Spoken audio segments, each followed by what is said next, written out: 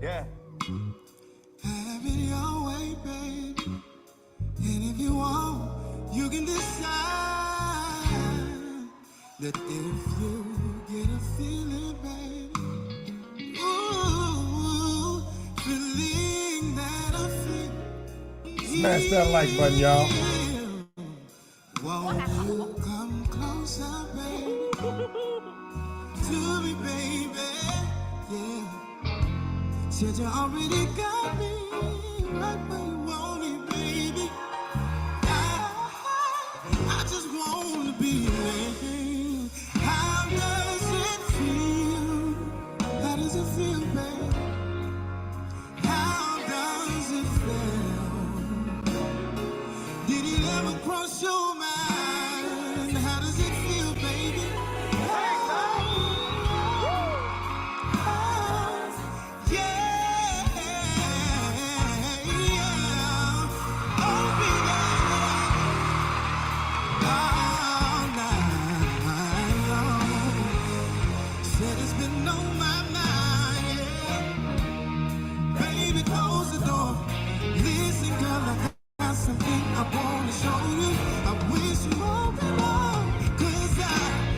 Take the walls down with you.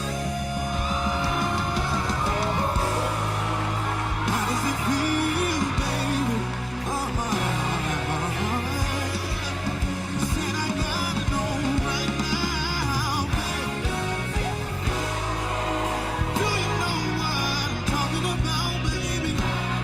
How does it feel?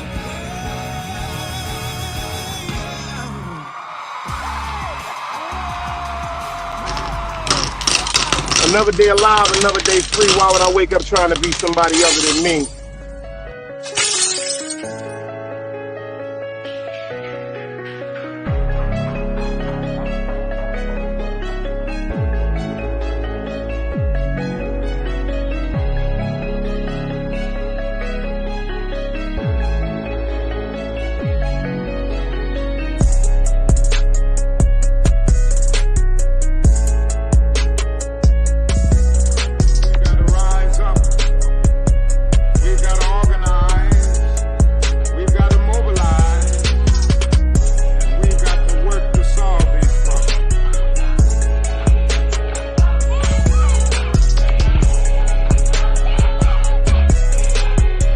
Knowledge, wisdom, understanding. Man, woman, and children. Sun, moon, and stars. Everything exists has to coexist within. Like I said, another day alive, another day free. Why would I wake up trying to be somebody other than me?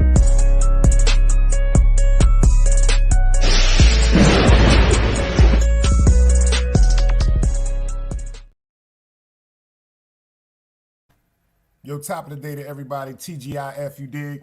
Thank God it's Friday.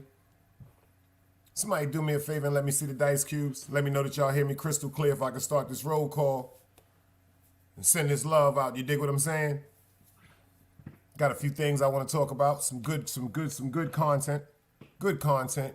Got a great show lined up for y'all. Got some things to talk about. You know. Anybody can let me know that they hear me crystal clear. We can get it right. You dig what I'm saying? Appreciate everybody for pulling up. You dig what I'm saying? Everybody for pulling up. Don't you never, ever forget how much I appreciate each and every one of y'all that pull up, because y'all could have been anywhere else in the world, but y'all decided to rock with me. You heard me? Appreciate you, dog. Appreciate you, dog, for letting me know. Appreciate you for letting me know you hear me crystal clear. We got the Nile in the building. I see Tommy in the building. Salute, Tommy. What's up, my brother? Let me see who we got up in here, though. We got Miss Pam. She was the first one in. The Nile is here. Dog Soldier's in the building. My man Red Pill Rim is in the building. Big Tommy is in the building. How y'all feeling this morning? How y'all feeling this morning? And yes, I did hear about it. Sending my prayers out to everybody in Jersey. In NYC, I just heard about it actually a little bit before starting this live. A 4.7, Miss Pam said. A 4.7 earthquake in New York and Jersey, Miss Pam said. FTC Vice, I see you in the building. Yo, you know the people. Yo, when I heard that information, the person that let me know about it, I just texted him and said, "Yo, it's time to leave New York. It is time to leave New York. Word up, it's time to leave New York." To all my people that's in New York, to all my family and friends in New York. When I was growing up in New York, we didn't ever have no earthquakes or nothing like that. We didn't even have no tremors, no rumble, nothing. When you heard rumbling and stuff like that, like Miss Pam said, it was construction. You did? My man Red said, when was the earthquake? He said he actually felt nothing. You know what I'm saying? Miss Pam said, this is my second. Miss Pam said, this is my second earthquake. Holy smokes, man. Shout out to everybody in New York, man. Shout out to everybody in New York. I hope everything is all right. Make sure you check and get in touch with your family members. You see, Red said he ain't even feel the shit. You dig what I'm saying? Tommy said his whole building was shaking. So to everybody that's up there, Red, you must have been in a good part. Inshallah, you see, look how God works. But to the people that actually were there, that felt the trembling, that were affected or might have been hurt, check on your family. Make sure everybody is all right. That's the best thing. That's the best thing. My prayers go out to everybody. Everybody. My prayers go out to everybody.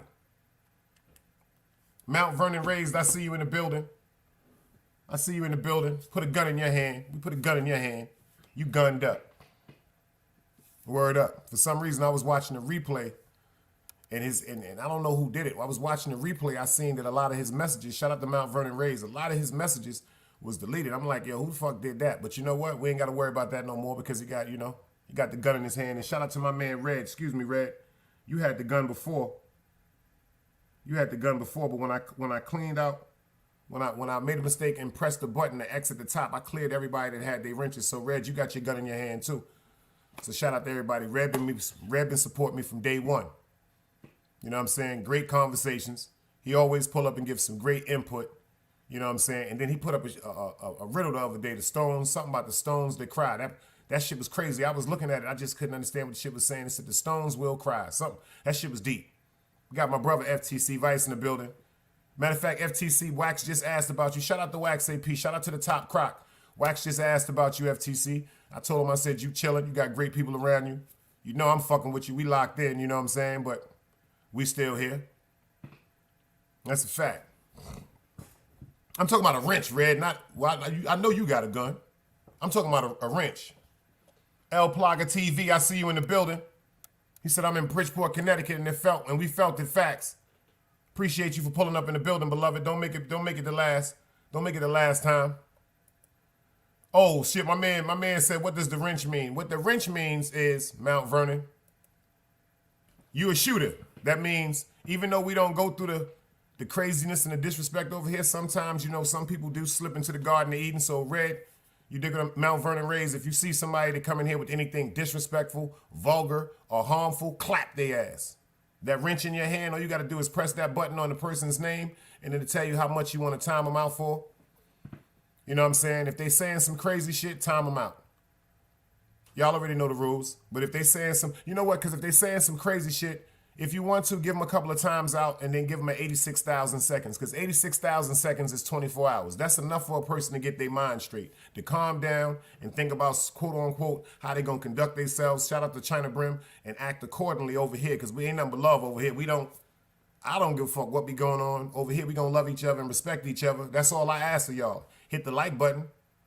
You know what I'm saying? Hit the Cash App. Hit the, you know what I'm saying? Hit the Super Chat. But besides that, the love is the most important. You dig what I'm saying? The attendance is more important. You dig?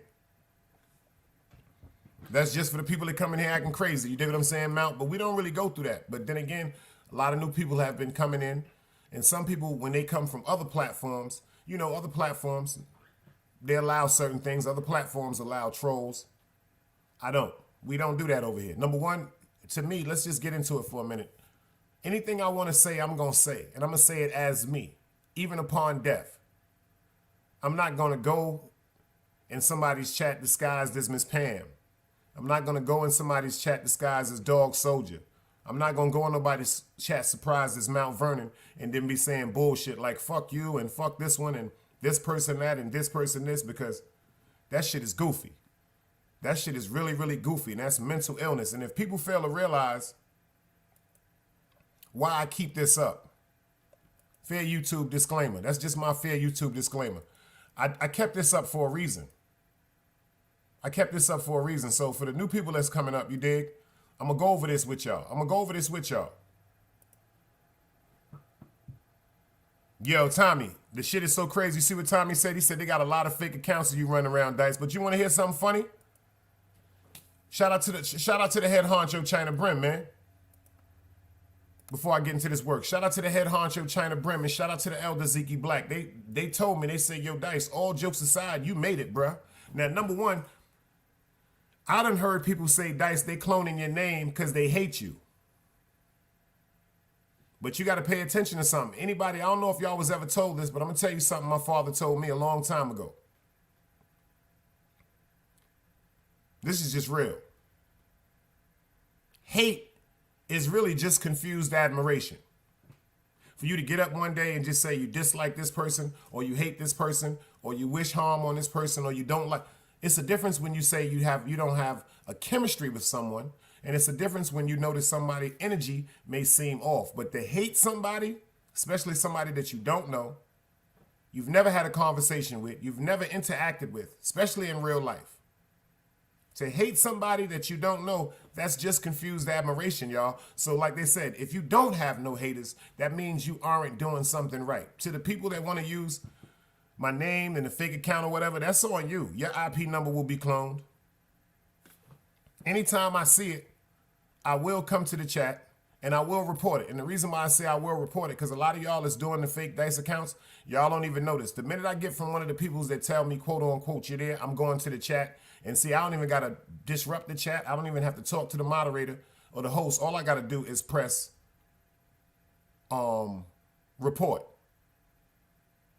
And when you press report, if you find anybody using your name, all you got to do is press the persons that's using a fake account with your name, and then you press report.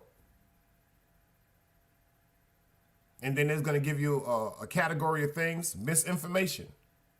And that's what I press, misinformation, and I press send. And they says, thank you for reporting that. See, because number one, if you're using my name, especially in some type of vulgar or disrespectful manner to insert yourself or say things that you want to say to people and try to pull me into it, nah, we're not playing that shit. Even though I'm not worried about nothing or nobody, it's your law.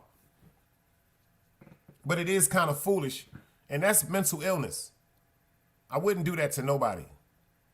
And I appreciate it to the people that's doing it. I'm just asking you from my heart, please stop doing it, because it's not me. Number one, when I be running around seeing these so-called fake accounts, number one, they're ignorant. Number one, they can't spell. Number two, they make no sense. And number three, it's only one me. You dig? It's only one me. But let's get into this right quick before we start, because of this mental illness that I've always kept up here for a reason. Smash that like button and share this live, y'all. This grown folks business here. They said, what causes mental health? Mental health problems can have a wide range of causes. It's like that for many people, there's a complicated combination of factors, although different people may be more deeply affected by certain things than others. Like, unfortunately, a lot of us came up with so many people getting killed. It's like you hear somebody getting killed, oh, word, what happened to him? It's like the shock effect with a lot of us, especially growing up in certain neighborhoods, is gone. This right here is some examples that could cause mental illness.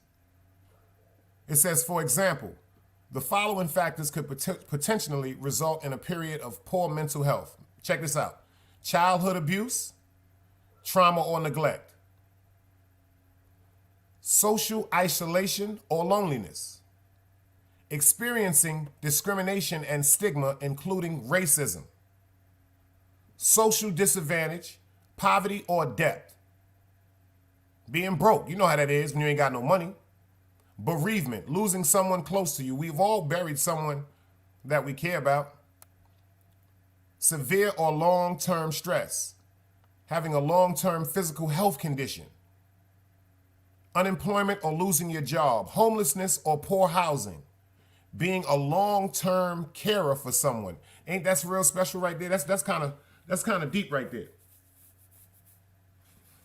So this goes out to the people that may have to take care of their children that may be suffering from illnesses like cerebral palsy,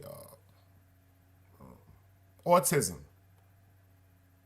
retardation, handicap, certain things, like a parent taking care of your mother, your father, the elderly, your brother, your sister. They says just being a long-term carer for someone can cause mental health, meaning it'll stress you out so much that someone you love is going through something that you will ignore it. Drug and alcohol misuse. That's a deep one right there. Drug and alcohol misuse. They didn't say don't use drugs. They didn't say don't drink alcohol, even though some people would say that. What they said is drug and alcohol misuse. Domestic violence, bullying, or abuse as an adult.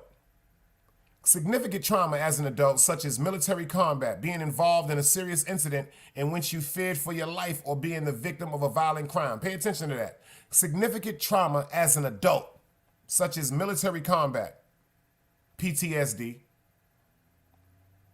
being involved in a serious incident for which you feared for your life, or being the victim of a violent crime. You may have been robbed by gunpoint.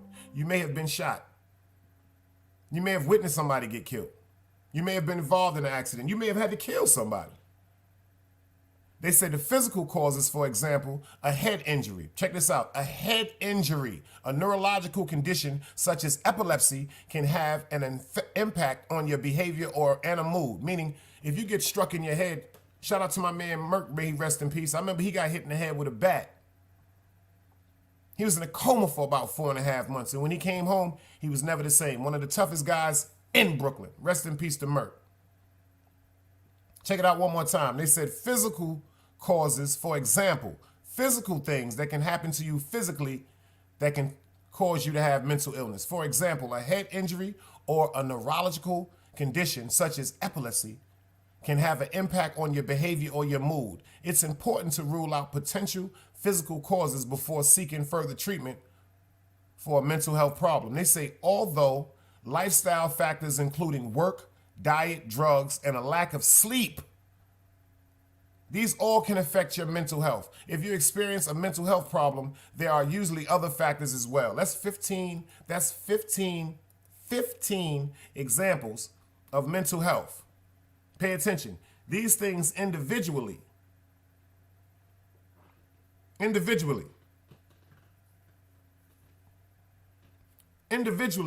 affect your mental health. I just gave you 15 examples that I've been through. I'll break them down if you want to. I just been through 15 examples that I've been through. You dig? Childhood trauma or neglect. I used to be bullied. I used to be teased because I was chubby. Social isolation or loneliness. My mother was working 2 or 3 jobs. My father, he was in jail for murder. Experiencing discrimination or stigma, including racism. When I was younger, all they looked at us as black kids in the hood. Social disadvantagement, poverty, or debt. Now check this out. Was we the richest family in the neighborhood? No. But we owned our own property, but we still were in debt.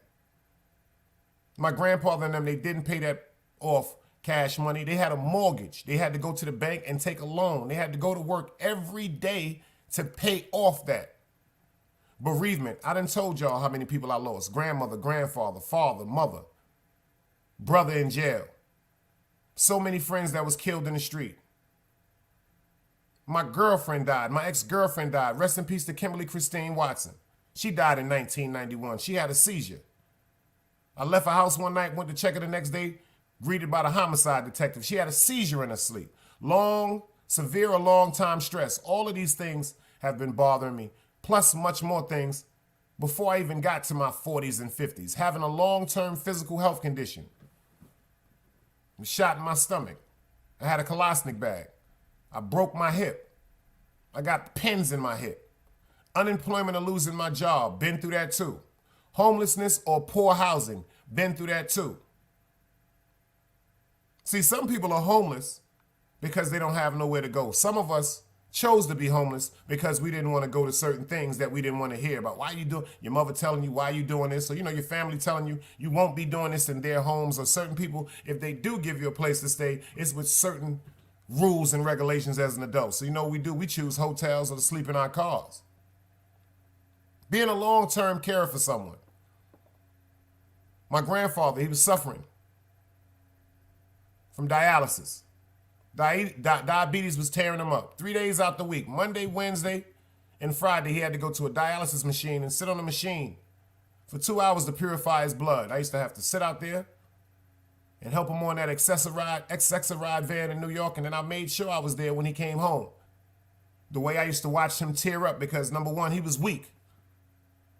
I had to put my grandfather in the tub, the times I had to bathe him. Long-term drug and alcohol misuse. I've been drinking, even though I don't drink. But what I mean, when we was children and we was experiencing certain things, the 40 ounces, the Wild Irish Rose, the Mad Dog. You know how we was doing it. The Cisco, the St. Ives, the Ballantine Ale, the Old English, the weed, the cigarettes. Some of my friends, quote unquote, were into things like cocaine, woolers, the drug and alcohol misuse, domestic violence, bullying, or abuse as an adult. Domestic violence, bullying, or abuse as an adult. My son's mother used to jump on me like a damn cat. Significant trauma as adults, such as military combat, being involved in a serious incident whence you feared for your life. I've been shot. I was jumped one time. You see, people tease me about my eye, but the reason why my eye is like that because I was slapped on the side of my face with a 64-ounce bottle when I was fighting 5 to 6 people. So pay attention. Being involved in a serious incident, being hit in the head with a 64-ounce bottle. That night, I was in fear for my life. I didn't know if I was going to die that night, but I didn't. Or being a victim of a violent crime. I've been shot. I've been kidnapped. These is all facts. Physical causes, for example, a head injury, a neurological condition such as epilepsy. I done told you I've been hit in the head. This all can have an impact on my mood.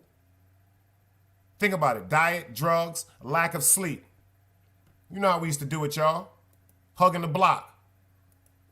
You know how we do it. Get up in the morning, get to that block, hug the block, go to sleep, take a nap, come out, hug the block. Barely getting sleep because we was trying to make $1 or $2. Super, I see you in the building. Salute. Copy, Red. All you got to do is pull up, and if you pull up, you ain't even got to come on the stage. I give you my number in the back chat, and you can hit me up because I ain't on the gram or nothing like that. I ain't been on the gram in like 10 months. That ain't nothing, brother. So you did certain things. BX Indio, I see you in the building. Salute, brother. He said, Joe, I'm working in Brooklyn, and we just got hit with an earthquake. See what I mean? Shout out to all my people in New York, man, that's telling me about this, man. Word up. Everybody put their prayers up for everybody to make sure they all right, man. You dig what I'm saying? But let me ask y'all something when it comes to mental illness. When it comes to mental illness, y'all. Let me show y'all something. Let me give y'all a description because everybody is talking about Diddy. Everybody is talking about Diddy because of certain things that he's doing now because he's a monster. But this right here, if this don't show you how much of a monster Diddy is, nothing will, man. Just pay attention to this right quick. Fair YouTube usage. He's pussy. Pussy. Yeah. You, nigga. Yeah, him. What's going on? It's InstaSnap TV with another exclusive. Diddy got into an altercation last night on Halloween with Power series actor Michael J. Ferguson. We don't know for sure what led up to it, but allegedly Diddy was annoying Michael with the Joker acting. It appears Michael was ready to throw hands with Diddy, who he thought was just some random guy. Diddy looked like he was ready too for a second. Now, if y'all pay attention to this, the guy Michael, that's one of the stars from 50 Cent's show called Power. This is a Halloween night right here. This is Puff. He's dressed as the Joker, one of the most sadistic criminals of all time. Salty, I see you in the building. The Joker, one of the most sadistic villains and criminals of all time. The Joker? Whoo, that's his name, Red. 2-Bit. Two-Bit didn't even know that that was Diddy. Two-Bit just thought it was somebody bugging out, you dig what I'm saying, in costume, and he's ready to rock and roll with him. Check it out. Just check out Diddy's attitude, though. It's like the spirit jumped on him. That's why they tell people, watch what you say you are and watch what you try to emulate, because spirits are real. Let's watch this from the beginning. He's pussy. He's pussy. Pussy. Yeah. You, nigga. Yeah, him. What's going on? It's InstaSnap TV with another exclusive. Diddy got into an altercation last night on Halloween with Power series actor Michael J. Ferguson. We don't know for sure what led up to it, but allegedly Diddy was annoying Michael with the Joker acting. It appears Michael was ready to throw hands with Diddy, who he thought was just some random guy. Diddy looked like he was ready too for a second. Then Michael realized who he was and switched up pretty quick. Diddy stayed in character almost the entire time, which makes this pretty funny. Diddy gave him a hug but checked him, saying he was lucky. Fucking come over here and I'll bust your shit. Nah, hey, keep it You pimpin'. fucking pussy, make sure you don't never Keep talk it to me pimpin'. like that, Don't nigga. let that I'm nigga loved, get you out nigga. there, man. Keep it mackin', man. Don't even let him get you out there, man. Keep Keep that like shit that, God. mackin'. What's up? Keep that shit about Man, that. you got a Keep problem? that shit mackin', You man. really taking over my He energy wanna right hurt you. right Nah, now? don't do it. So what did I Don't do to it you? for this crowd. Don't do it for What this did I crowd. do to you? Don't You know do who it I for this am? crowd. Do you know who I am? Bro, for what? Bro, you know who I am? It's all love. It's all love, bro. It's all love, bro. Yo, bro. It's all love. It's Puff. Now check this part out right quick, y'all. I just stopped it for a video, for a minute. Miss Pam said she remember seeing this video. She said, Diddy a fool. Super said, spirits is real, all right, because when a nigga put the bucket hat on, it's a different spirit. But I want y'all to pay attention to something. I got the Pac-Man hat on today. Shout out to my man Fast Cash Clash from the #1 web series, Let's Go. I had them up here in the whole cast. This is from his clothing line. Pac-Man from Brooklyn, you dig it? If you know it, you know it. If you wouldn't, you show it, you dig? If you pay attention to this right here, Two-Bit ain't no sucker. He like, you pussy. He didn't even know who Puff was, but then pay attention to Puff's energy. Puff could tell, he's showing you right now he a freak. He said, what'd I do to you? What did I do to you? He went from being over-aggressive and angry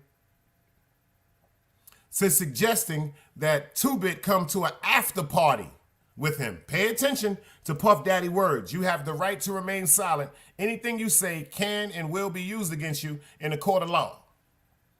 Listen to what Puff Daddy told him. He told him to come, he said, come with me to the after party, baby. He said, do you want to come to the after party? Pay attention to his exact words. He said, yo, come have an experience. What the fuck is you talking about, Puff? What is you telling another grown-ass man to come with you and have a fucking experience for?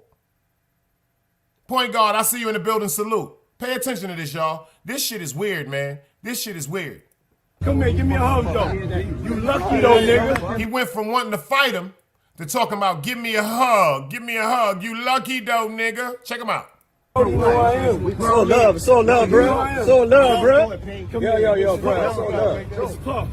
Come here, give me a hug, though. You lucky, though, nigga. You lucky. You know, I'm really about that.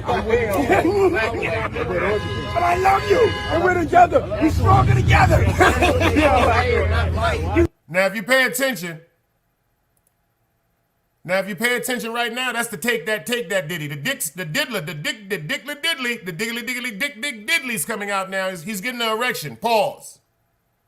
He said, I love you, let me hug you. Now that sucker MC shit is coming out. Now that pink cocaine and them pink pills they were smoking and sniffing, that shit done hit him in the effect. That's why he wilding out. Them niggas is sniffing pink cocaine. That shit is raw. And nigga Diddy said, he said, I love you. How did you just say you want to kill a nigga and he pussy? They're talking about you love him and come have an experience with him. Smash the like button. This nigga's crazy.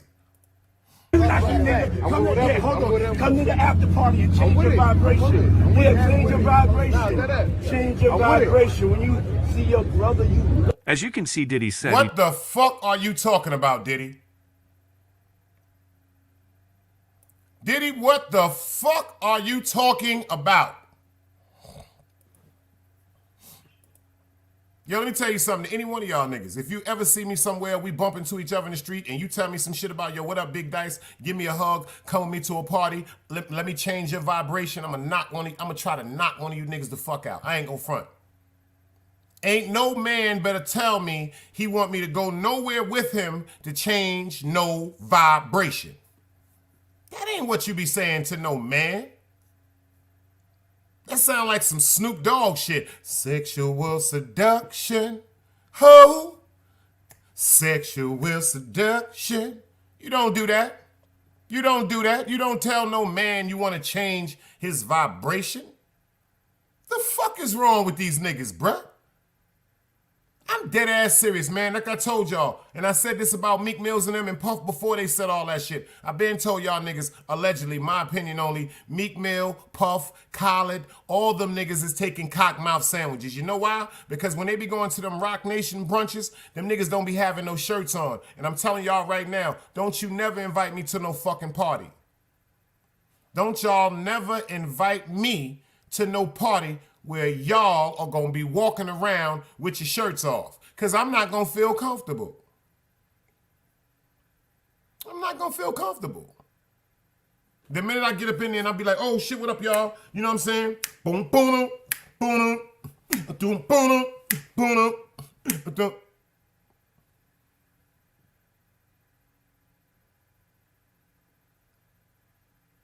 See, the reason why I'm gonna start dancing because you see when I'm looking like this?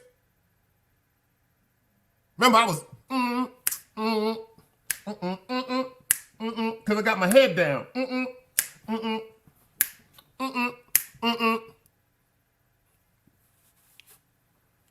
The minute I see a bunch of niggas running around with their shirt off, first thing I'm gonna do is make sure my gun right, and I'm gonna ask myself, is one in the head or not?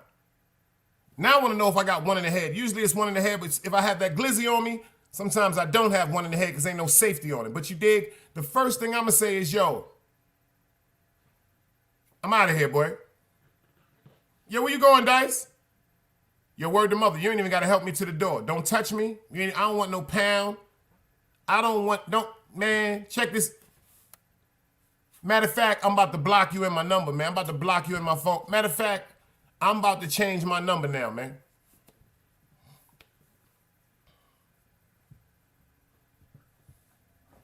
I'm about to change my number. You see what Super said? When you tell somebody some shit, let me change your vibrator, I mean vibration, that's what he meant to say. He said, let me bring a vibrator with you. And see, that's another thing. You see what Red said?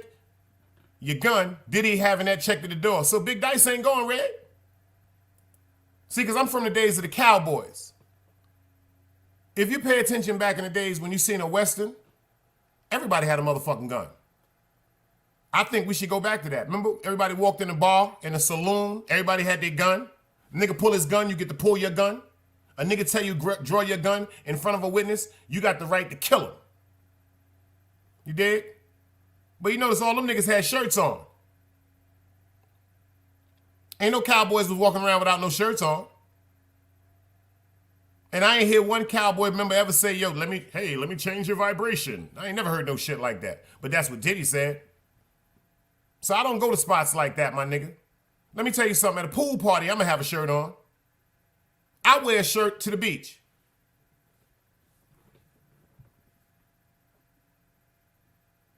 Now, if I come to a party and my dudes is in there, and all of them is dressed, and the women are walking around with no shirts on,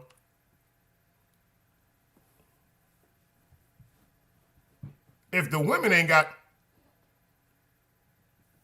now that's something totally different. Can you dig it? But let's check out what Diddy talking about. He want to change his vibration. Come to the after party and change your vibration. Yeah, change your vibration. Change your vibration. When you see your brother, you... As you can see, Diddy said he tried to show love and urged him to change his vibration at the after party. Not sure if Michael actually is invited though. Let me know what you think of this in the comments. See you next time. That ain't even make no sense, y'all. And you know what I feel when he's doing stuff like that.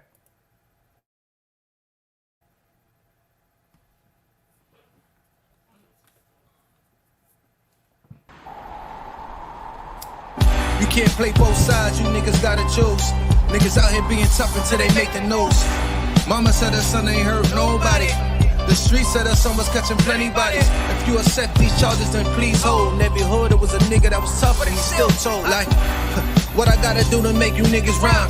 Like, I'm ready to kill when the kind of minds I'm cautious. I'm dealing with more sticks than a porcupine. Quill spines, whatever you wanna call them. Yeah, plus my little mama, she a trap queen. Doggy when she mixed with that Fetty, give him a wop lean. It was a whole lot of cars when there was stimmies round. We going over a year and half you niggas down. Hold these expensive clothes like was that smart. Now they uploading they clothes on the Poshmark. Swiss baby, careful with this. I mean this bitch sharp. Wanna cross one down the middle, look like a chrome heart. Damn, I'm always outside. I'm like high from who? Bout to put your car on skates. You think you slide through? I help build my niggas. This ain't Legos. Protect the fan by any means. I be Diego. Yeah, tiger to you niggas. I'm an animal. It's a jungle where I'm from. What y'all wanna do? You can't play both sides. You niggas gotta choose. Niggas out here being tough until they make the news. Mama said her son ain't hurt nobody. The streets said her son was catching plenty bodies. If you accept these charges, then please hold. In every hood, it was a nigga that was tough, but he still told.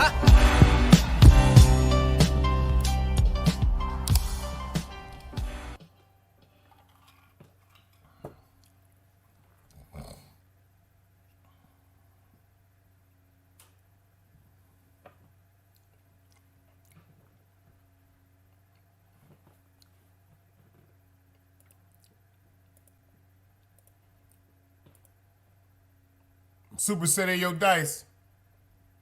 Thugs want to chill, might want to change your vibration. Don't worry. They gonna get shot. I promise you that. They gonna get clapped fucking with me. Fucking with Sharon McLeod's son, they gonna get shot. And that's a fact. They gonna get a sensual seduction, I promise you that. Because they want a vibration, what they gonna get is sensual seduction. That bullet gonna hit them. They gonna get to feeling hot and they gonna be seduced to the fact that lay down and go, ho! Lay right down on that ground when that shit hit them. Pop! Ho! Start talking to the paramedic, talking about how I needed to take my time. That bullet just damn near hit my spine. Word up. We don't do that sensual seduction shit over here. That's a fact. Ain't no sensual seduction, no. That's a cold-blooded fact. Cutthroat, I see you in the building. I appreciate y'all, man. Share this motherfucking live. But let's get to something. Let me ask y'all something on a serious note. Facts. Shout out to Cutthroat. You here in NY too. Yeah, I heard Cut, and they said a 4.7 earthquake. That's why I tell people in Jersey and New York, all y'all people, if you can. There's been a movie that's been up for years. Go watch it if you got a Fire Stick. It's called Escape from New York. And it talks about how in the future, New York is damn near going to be underwater. The Statue of Liberty is underwater. And everybody of resilience, meaning that don't want to be living the way of the New World Order, is going to have to live underground. These are the people that's going to be living in the subway stations. The people of resilience, the revolutionaries that are not going to comply to the bullshit allegedly with the government giving, they're going to be underground. These are the people that's going to be dangerous. And Red said the same thing. He said, Joe, New York has been sinking. For years, they said New York been sinking what? 2 inches, I think it was 2 inches a year. Something like that, 2 or 3 inches a year. So 10 years is 3 inches. 20 inches.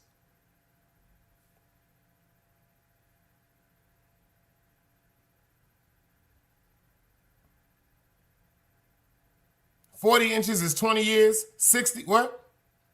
60 inches.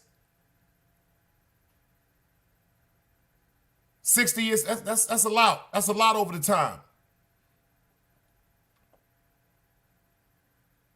But let's get into this mental illness. A lot of us, for YouTube example, are suffering from mental illness. I know I'm suffering from mental illness. I deal with it every day. Late Lenny said, late and alive from L.I. born in the middle of the 70s, I remember a small earthquake in the early 80s. Fortunately, I don't remember an earthquake when I was in New York. I've been through the blackouts. I had all the blackouts, but not the earthquakes. That's a fact. Not the earthquakes. I remember the blackouts, but not the earthquakes. We got some people in the building. We got some people that's going to come in the building. Do me a favor. Tell a friend and tell a friend it's the only place we all going to win. Meek, I see you in the building, girl. Top of the top. Thank God it's Friday. Like I said, probably everybody in this chat is suffering from mental illness in one way or another. Whether it's depression, whether it's anxiety, whether it's problems dealing with anger, whether it's problems dealing with stress.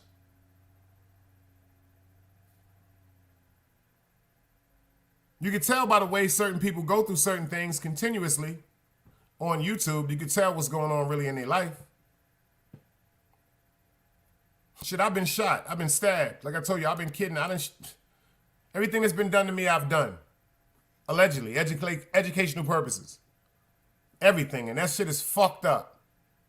That's why I said certain shit that happened to me, I ain't never cry, complain about that shit. Tell you the truth, I didn't even think I was gonna be here this long. I ain't never think I was gonna get past 21, yo. I didn't know, they told me I wasn't gonna make 18, man. Then they said I damn sure wasn't gonna make 21, and they said it'd be God's assistance if I make 25, alhamdulillah. I'm 51 years old, so somebody got a plan for me, but me personally, that was the crazy part about my life, and I think about that now, and that stresses me out. It kind of keeps me sad sometimes, because that's why it's the best thing to do is tell your children to prepare and plan out for the future and make ways for them. See, because when we was coming up, we was getting money. And when I found out my son mother was having my son, I thought that was the beginning of the hourglass of my life slipping away from me. Because back in the days when I was coming up, usually a nigga in the street getting money, about to have a baby, and I found out I was having a son. What happened, y'all? Think about that. You in your 20s. Pay attention to this, y'all. You getting money, popular, you a figure. You find out you're having a child, and then you find out the lady that's having your child is having your son. The recreation of you. Where I come from, that's a bad sign and a good sign. To a father, that's a great sign. But usually when we have children on the way, they say we either going to jail or we about to get killed. Let's go.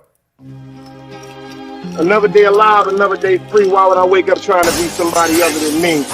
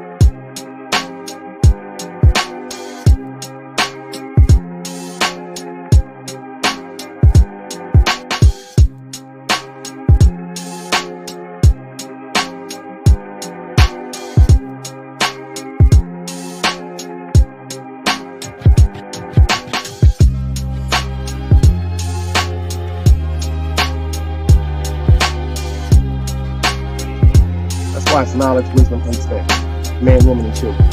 Sun, moon, and stars. Everything exists, has to coexist within.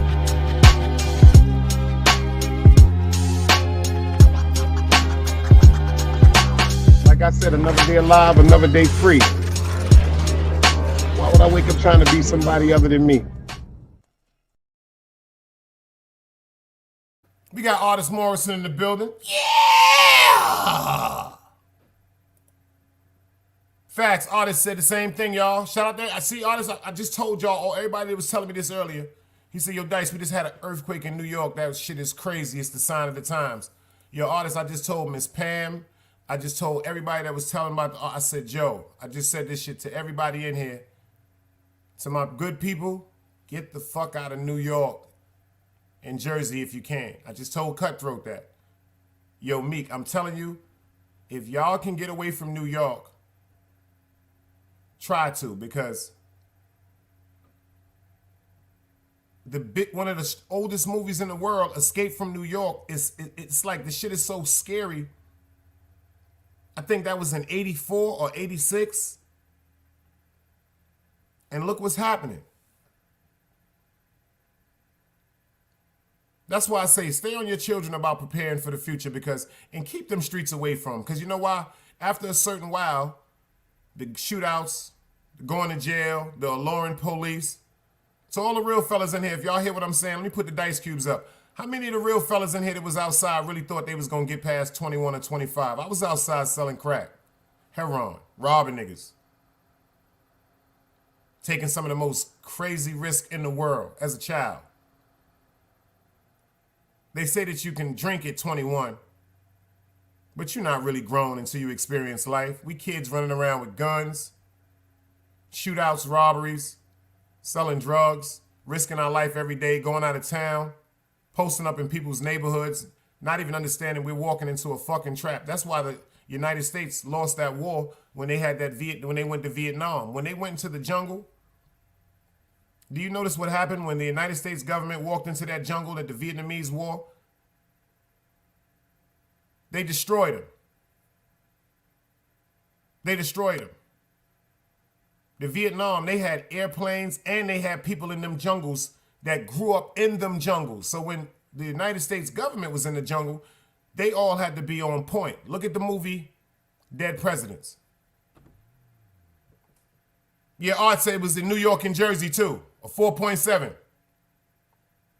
Y'all pay attention to the movie Dead Presidents. When they went to quote unquote Vietnam, they was sitting up, they couldn't even have to go to sleep.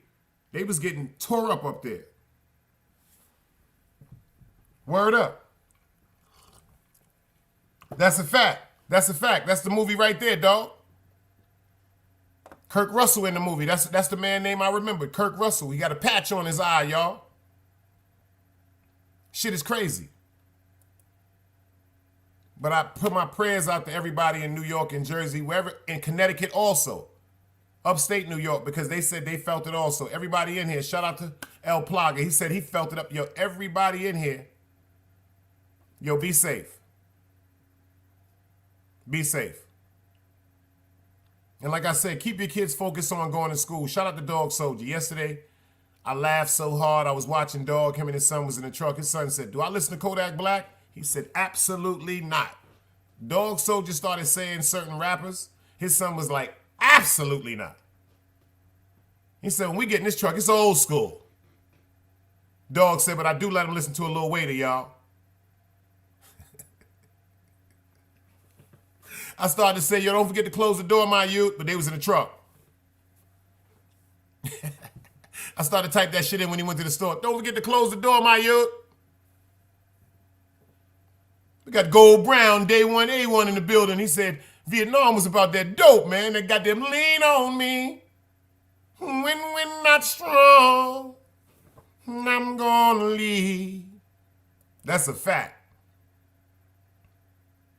And this man will tell you Day One, A1. He'll tell you when niggas was trying to kill me. That's a fact. Hunting my ass, looking for me every other month. That's a fact. He can tell you that. That man can tell you that. Day one shit. You know why we was doing these crazy things? Because of the neighborhoods that we lived in and the environments we had to adapt to. A lot of us didn't see ourselves growing up. You want to hear some funny shit, y'all? You know why adulthood sometimes throws a curveball at me? Because I didn't see myself being an adult. Am I the only one? I'm talking about to the cats that really was outside. That's why adulthood throws a curveball at me sometimes. I didn't see myself being past 23, 24, 25. After 25, I didn't understand what to do because I didn't know that I was even going to exist after 25. This is facts, y'all. I don't know about what niggas be talking about up here. This is facts. This man to tell you right here, it was times when him and his brothers is like Dice, they gonna kill you, man. I'm talking about literally, dog. That man right there tell you, dog, Dice, niggas is gonna kill you, man.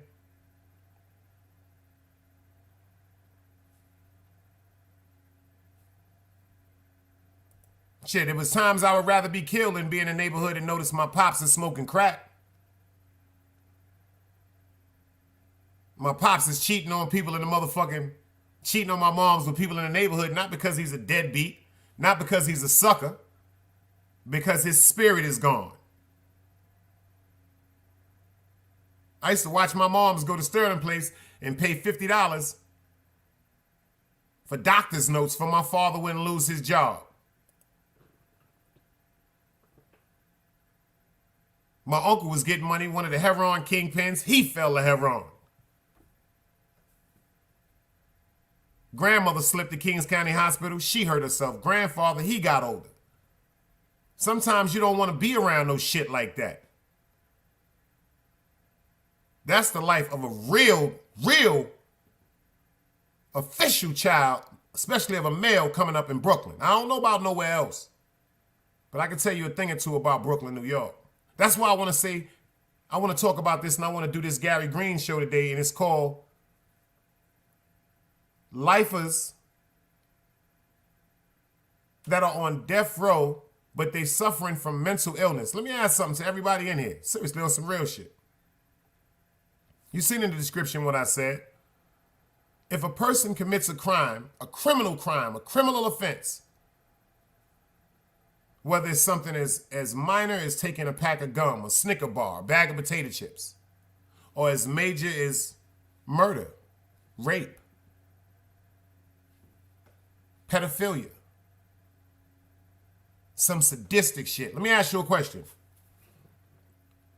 Yes, these are criminal acts, but should they go to jail?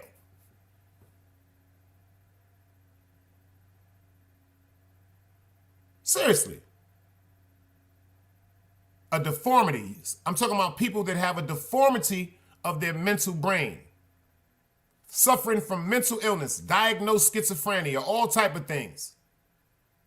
Literally, to the eyes of someone really cuckoo, if they commit a crime, should they be sent to prison? Or should they be sent to a mental institution? The government says, fuck the mental institution because that's going to cost more money.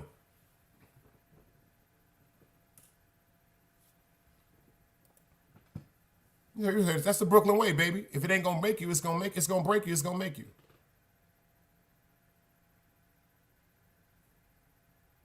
Seriously, though.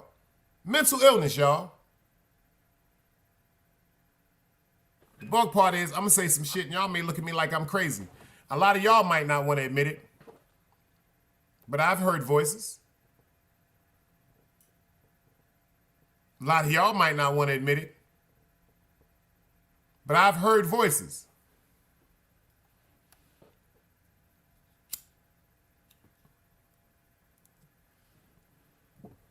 I've been so angry at times, I've heard a voice tell me to do some of the most sadistic things ever.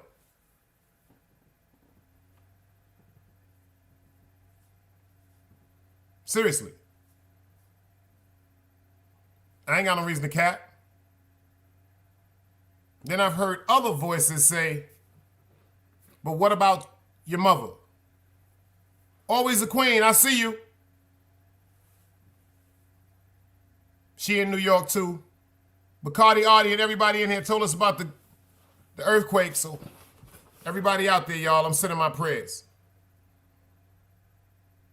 But y'all think it's a joke. I've heard voices tell me do some of the most craziest things ever.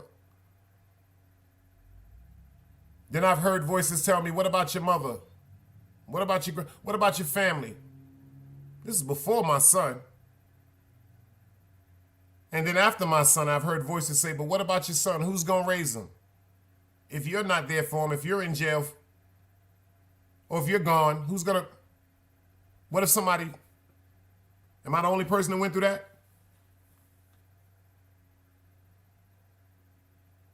Am I the only person that went through that? So it's nobody else in here that heard voices? There's nobody else in here that heard voices tell them to do certain things or has put certain ideas in your mind that made you contemplate whether you've done that? If I'm the only person, just let me know, y'all. If anybody else cares to talk about it, you can. I'm not here to judge you, but I can talk about who I am.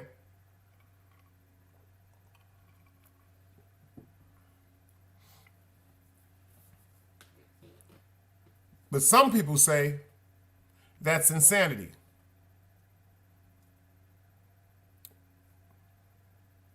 See what Always the Queen said? She said, of course I have. Some people say that's insanity. Some people say that's your conscience.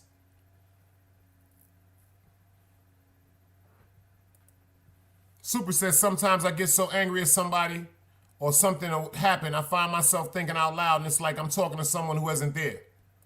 I've done it too. I've done it too.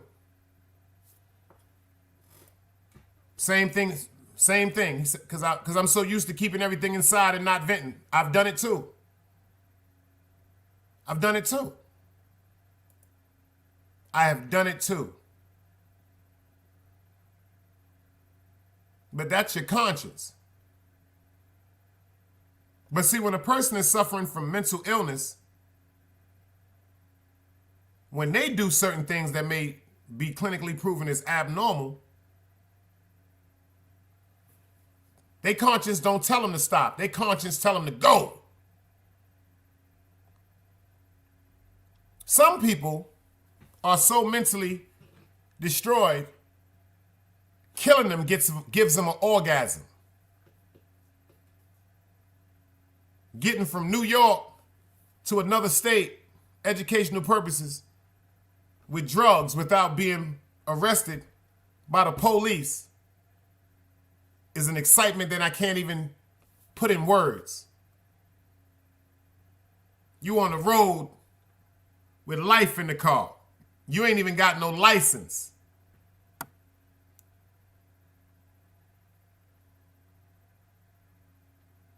But your circumstances and your surroundings and your mind are so detriment, you got to do something to get better.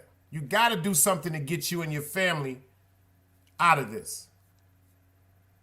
So what? You might have about 70, 80,000 worth of cocaine, 2 or 3 guns, no license, insurance, dead on the car.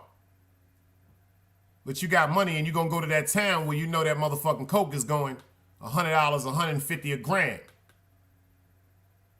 Because if you don't take a risk, you will always work for somebody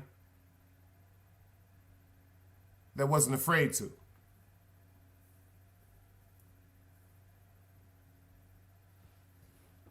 Soup said, the minute we get angry, police getting called. Because we're all black men of considerable size and stature. So we just can't express ourselves like everyone else. And you want to hear that? Yo, Super, I appreciate you for saying that, bro. Because certain things that I've tried to describe and explain to people, people took it like, yo, he's crazy. No, I'm just a little more passionate when it comes to certain things. Certain things really, really hit me to the depth of my soul, y'all. To the depth of my soul. I'm not, forgive me for who I am. But you see what Dog Soldier said? He said they should be put in a mental institution. Even though you may commit a criminal offense, my opinion is they should be put into a mental institution. Just like I told you in the segment the other day, it's a difference when you're in prison and then you're going to a psych ward because they're looking at you like prisoners. Their whole mentality from a medical profession, number one, they're terrified because they're in a prison with prisoners.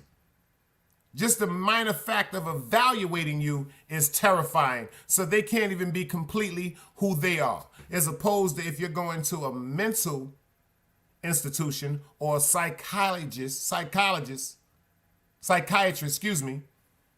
or a therapist where you're in a comfortable setting.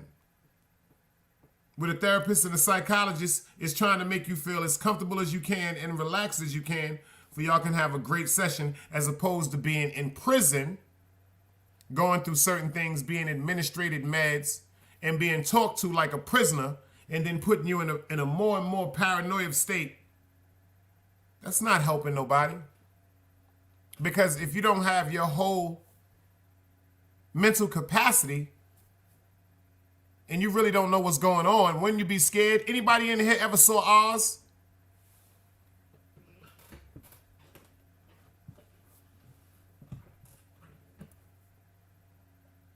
He said, yo, Dice, I remember paying $700 for the O and letting it move for $4,500. More money, they call a game, can be overwhelming to the feeble mind. It's the allure.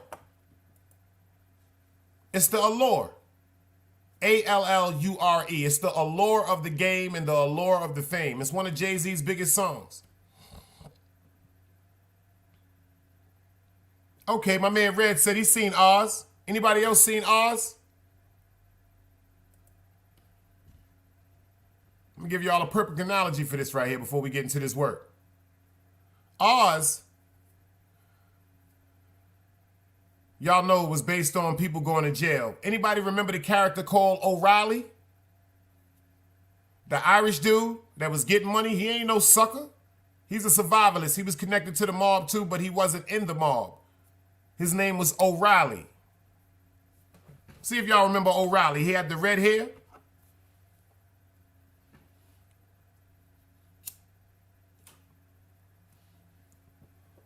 Red said facts. Now pay attention to this, y'all.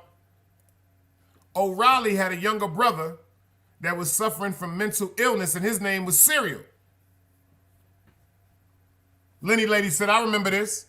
O'Reilly had a younger brother that was suffering from mental illness, and his name was Serial. He had long hair. He looked like a girl.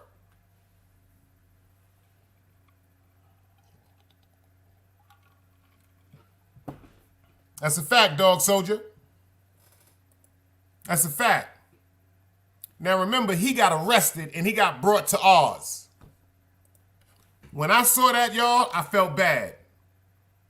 They raped him the first night. They raped him the first night. They were passing him around the Aryan Nation the first night. Y'all remember that? Because they put him next to them Aryan Nation niggas, the nigga that got beat you. The nigga that put the swastika on and beat your ass. They dropped him over there with them niggas. Remember that, y'all? Remember, they took Serial and dropped them over there with them sadistic sexual predators.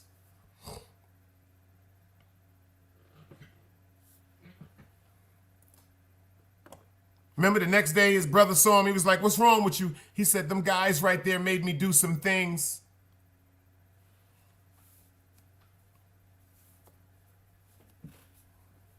Remember that? Them guys right there, they made me do some things last night. Did I do wrong?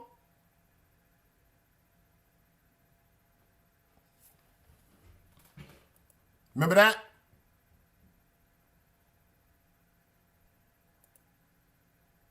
So everybody in here to remember that has to say, if you got some compassion in your heart, yes, that man may have committed a crime, but he should have not been in Oz at all. Let's get into this, and then we're going to get into that. Streets ain't never loved me. The streets ain't never loved me, yeah. The streets ain't never loved me, yeah. Streets ain't never loved me since my brother died. My mother cried. Tears in my eyes bleed red. Ain't no love inside. Streets left me dolly. My phone, they left it holy. Dawn was in that passenger side when they tried to phone me. Yeah, you know the streets ain't never love us. Yeah. GD. I've been shot, I was left with a zipper on my stomach, nigga. You know these streets ain't never loved me. I've been stabbed, I've been left with a zipper on my stomach, nigga. You know the streets ain't never loved me. I've been locked, I got charged for some shit I didn't do, nigga. You know these streets ain't never loved me. Caught a case, went upstate, fuck the Jakes, nigga. Yeah, you know these streets ain't never loved me. Laying up in the hospital bed in ICU. Hit that button like every 3 hours to get those blues, yeah. Laying in the test of pain, I know shit won't be the same. Sipping my stomach, shit don't stop a thing, I'm still a man, yeah. But who gon' be there when you doing time? Can't get no money, so they dropping down, these niggas bitter. And I hope they get the picture. I'm only getting bigger. The top cat out my litter, yeah. Tell you they love you, but they hate you on the low. They hold you back, how they expect for you to grow. I got locked up, ain't said me nothing, but I'm your nigga. My body numb, I got no feelings for you niggas. I'm from where niggas will shoot you right here in these hallways. If you got trust in that loyalty goes a long way. These size 11s, these pussies can't walk a mile in. They hit my cousin with life and he's still smiling. I been shot, I was left with a zipper on my stomach, nigga. You know these streets ain't never loved me. I've been stabbed, I've been left with a zipper on my stomach, nigga. You know the streets ain't never loved me. I've been locked, I got charged for some shit I didn't do, nigga. You know these streets ain't never loved me. Caught a case, went upstate, fuck the Jakes, nigga. Yeah, you know these streets ain't never loved me. Streets.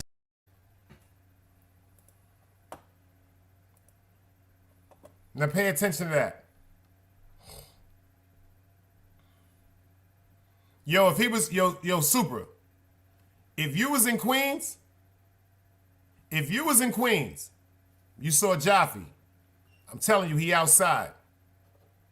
Like, he really outside, y'all. Shout out to the Top Tiger. Like, he really, really outside. Oh, I just look, I can see, I thought somebody was trying to cyber bully some money. You know, I got all that shit on my phone. You dig? Thought they was trying to cyber bully the money.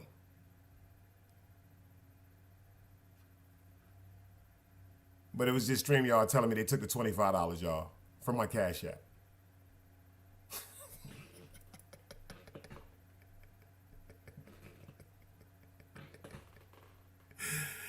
Yo, let's get into this right quick, man. Tell me how y'all feel about this situation. Man said he's suffering from schizophrenia and he's on death row. And they talking about they gonna kill him. Let's go.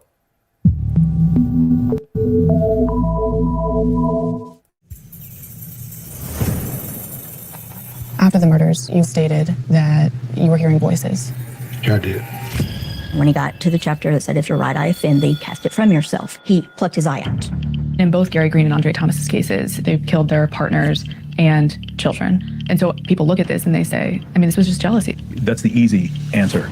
Our jails and prisons are the largest mental asylums we have in our country, especially on death row. Do you believe that he had severe mental illness? I believe he had mental illness. I don't believe he had severe mental illness to warrant sparing his life. Why should people with severe mental illness not be eligible for the death penalty? They don't know what's happening to them. I think that man is schizophrenic as hell, but at the same time,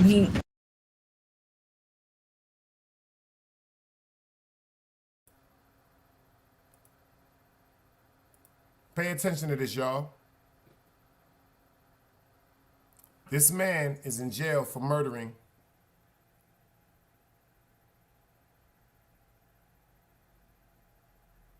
his woman and his children.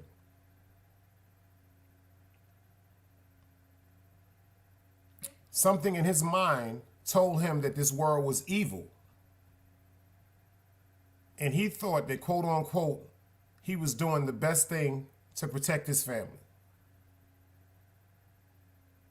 You're about to hear a couple of people tell you some descriptions about this man. You're going to hear his family tell you certain things he was going through. And you're going to see one lawyer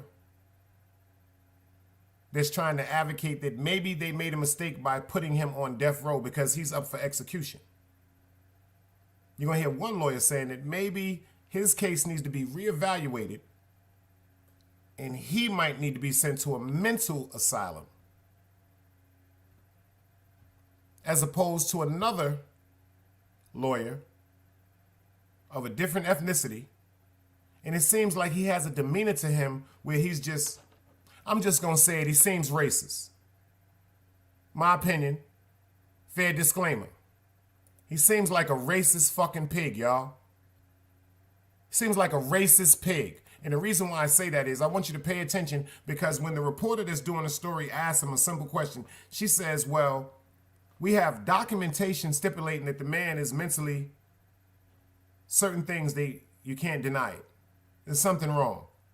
He responds saying he may be mentally ill, but not mentally ill to the fact where he can't be killed or yo, this shit is weird, y'all. Check this out.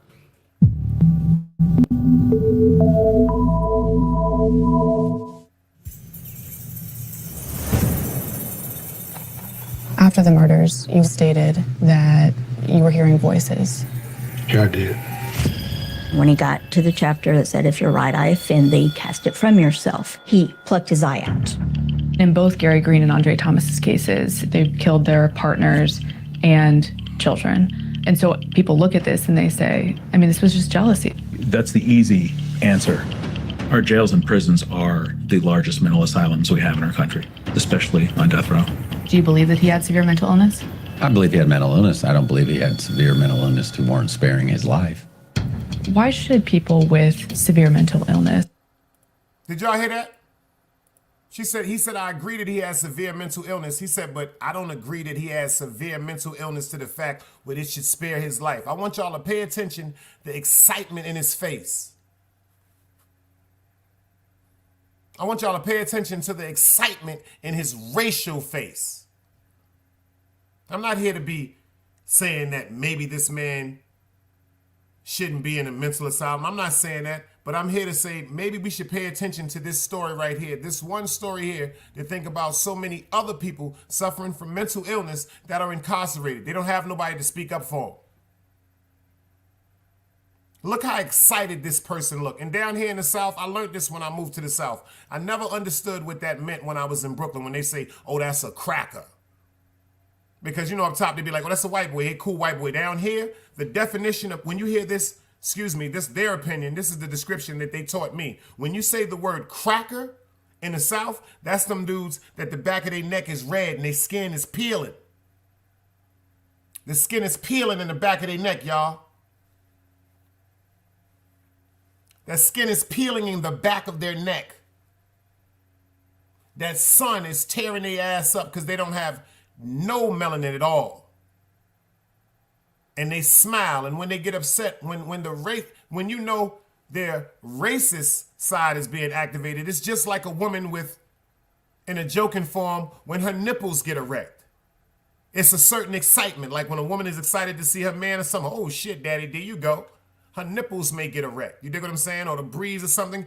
The excitement of racism that's in his eyes when she asked him that question. Let's get into this work, y'all. Share this live. This is me, the one and only. I don't say fuck the rest, but I promise you I am the motherfucking best. Let's go. Fair YouTube usage. Hearing voices.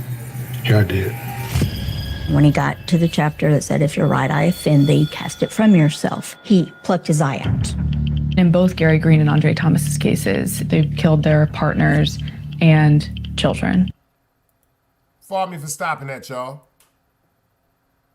Lenny Lady says, my oldest brother has had major mental issues now doing life in New York State Prison. Yes, he need to be in prison, but also get mental help. May I ask, why do you feel that, Lenny Lady? Because pay attention. I'm not coming at you. I'm just asking a question. If he has been diagnosed with certain mental illnesses, pay attention. Why should he be in jail? Should he be in a mental asylum? Should he be in a mental institution? Yes. Yes. From what you know and you're saying right now in your description, I respect that. But why should he be in prison? See, the reason why I'm asking this question is, just to everybody in here, when you're in a mental asylum, if you're not quote unquote acknowledgeable to your surroundings, I understand. When you're in a prison,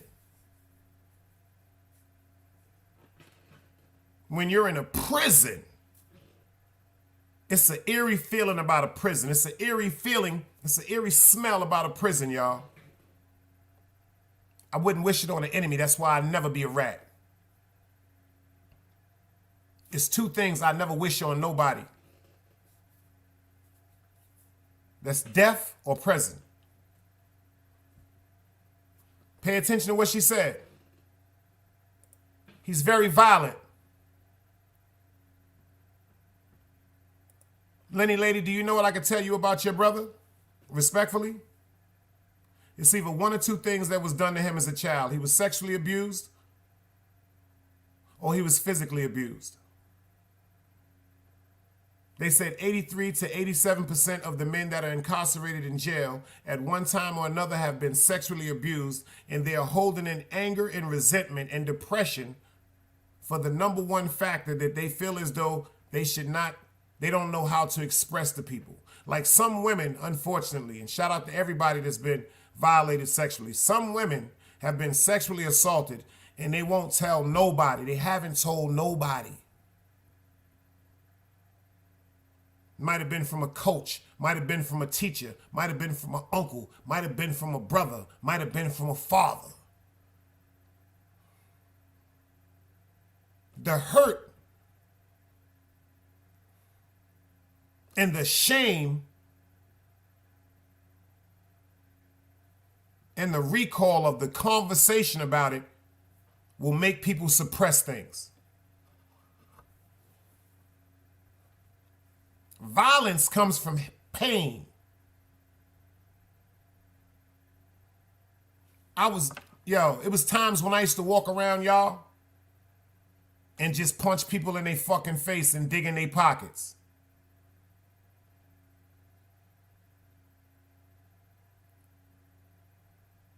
You know why I used to do that shit, y'all? Because my pops was smoking crack and I used to watch my moms cry over that shit.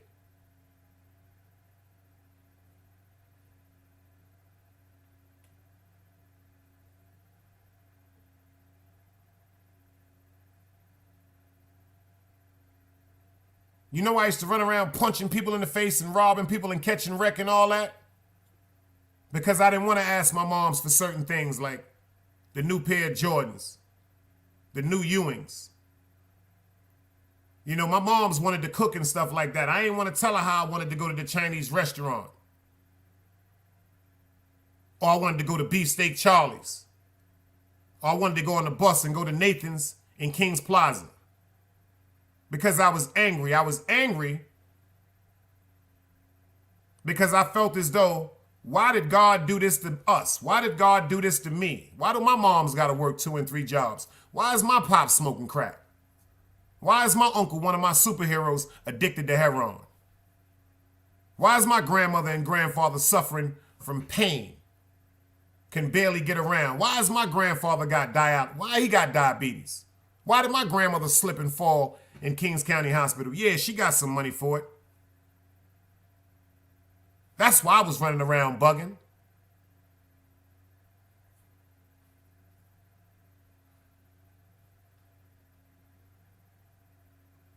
Because I was angry.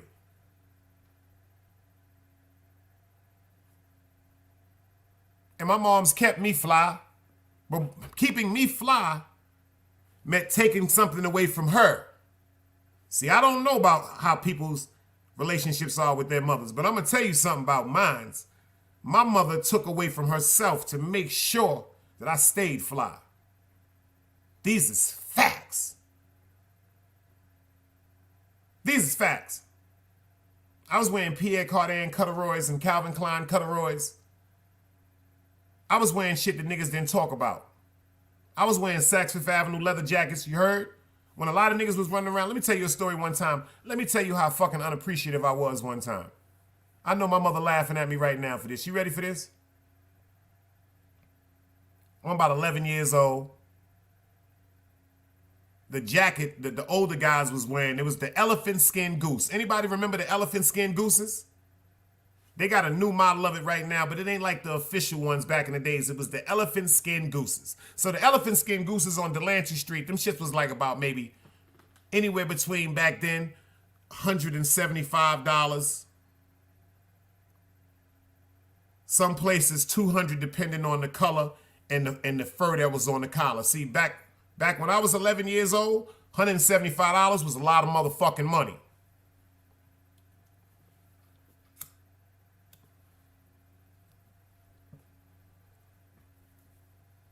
My mother, I told her for Christmas, I wanted an elephant skin goose. So a couple of my friends, they got their coats.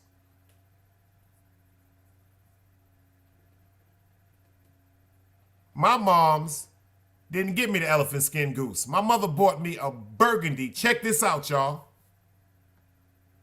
Check this out. Always a queen. Listen to this.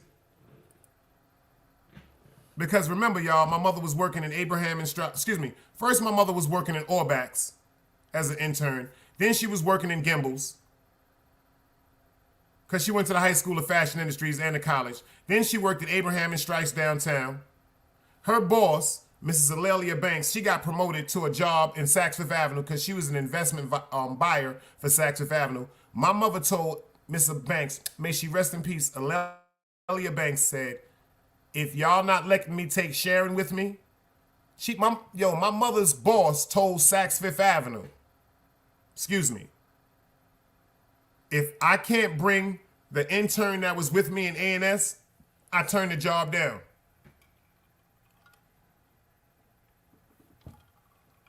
Her name was Alelia Banks, E-U-L-I-A-T-H,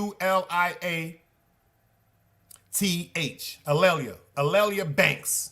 She looked like Diana Carroll, but she was older. That was my mother's boss.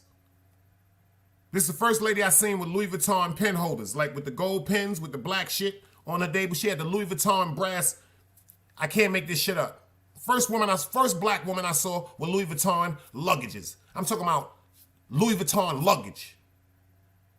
I'm dead ass serious. Louis Vuitton footstool. Now this is in her office at Saks Fifth Avenue, so imagine what her crib was looking like. On my mother's grave, she had the Louis Vuitton footstool at her job.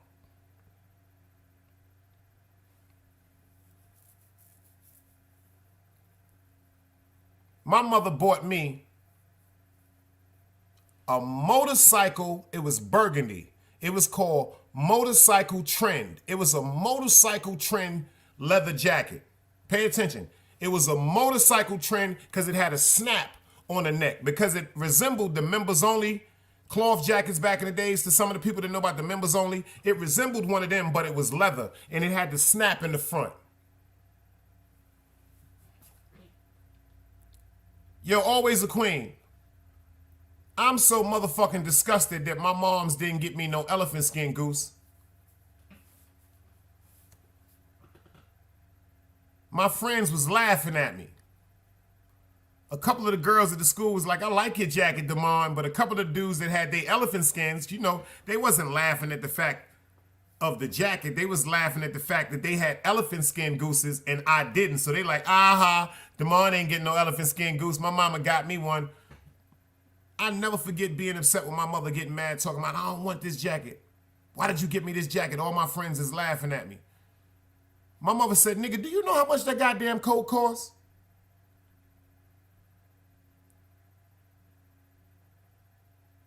And I never forget my mother going to the closet and pulling the jacket off the hanger and pulling it out and looking at the label. She said, nigga, read that.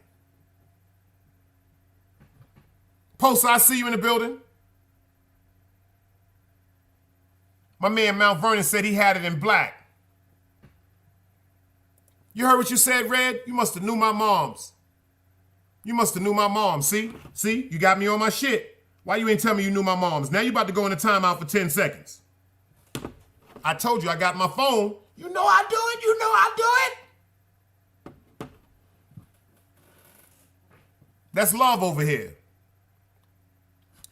Yo, my mom's opened this shit up, y'all, and put it in my face. This woman right here. I feel so bad. I know she's sitting there in heaven laughing right now.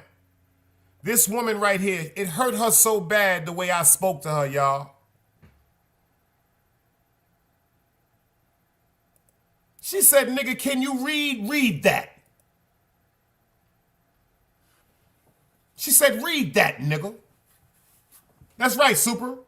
My attitude, Super, That shit come from that beautiful women I just showed you. Y'all think I'm crazy? My mother would punch somebody in the fucking face, y'all. And she was like 5'4", 5'5". She looked, my mother will punch you dead in your face. And to tell you, you know who my son is? That's why I be telling y'all, do you know who the fuck my mom's is? See, I get that from her. Excuse me, y'all. I'm gonna talk about her to the day I die. So all the people out there that's jealous of me because of the relationship I had with her, I'm sorry that you didn't have the relationship like that with your mother, because goddamn it, I love mines. She said, nigga, read this shit. Y'all know what that shit said? That shit said Saks Fifth Avenue.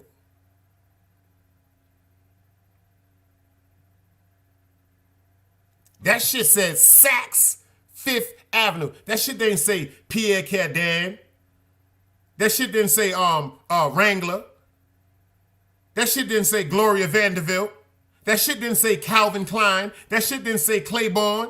It didn't say Liz Claiborne. That motherfucking inside of that label had in a white and black letters some of the most beautiful penmanship I've ever seen. That shit said Saks Fifth Avenue. She said, nigga, you know how much I paid for this jacket, nigga?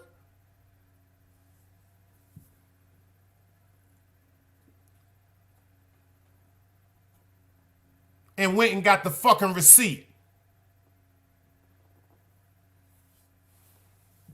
That shit hurt her so bad, she went and got the fucking receipt. And when she brought that Saks Fifth Avenue receipt back, and that shit said 5/26/14. Check this out. The shit said 5/26/14. But that was after they implemented my mother's 30% discount. She said, nigga, you wearing a $900 jacket, nigga. That's Italian leather, fool. She said, you mean to tell me they all teased you? I said, no. Denise and Sharon liked my jacket. She said, nigga. And she just walked out the room, y'all. I felt so bad, y'all. I wore that damn jacket till my arms was hanging out of this shit like that, y'all. I wore that shit till my arms was hanging out the shit like that, y'all. Am I lying, Mount Vernon? She said, that's enough. And you heard what he said? That's Delancey Street prices, $750, $800, because you get the Judah people down. My mother got that shit out of her job, out of Saks Fifth fucking Avenue, man. That's why they hate me, Miss Pam. That's why they hate me, Miss Pam. That's why they hate me always, the queen. I heard somebody say, yo, Dice cursed out all the women on YouTube. Name one woman I've cursed out. Anybody in here right now, I cash app you $100. Name one woman I've cursed out.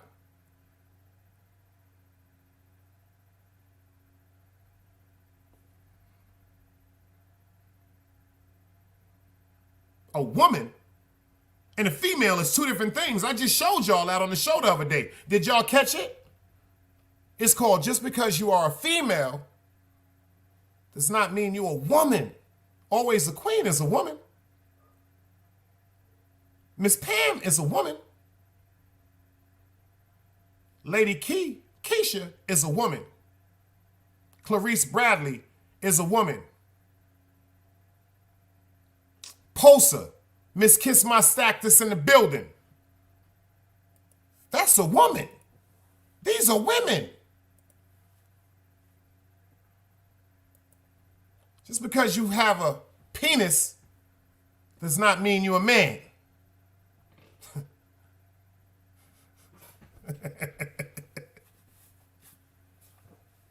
Just because you have a penis don't make you a man.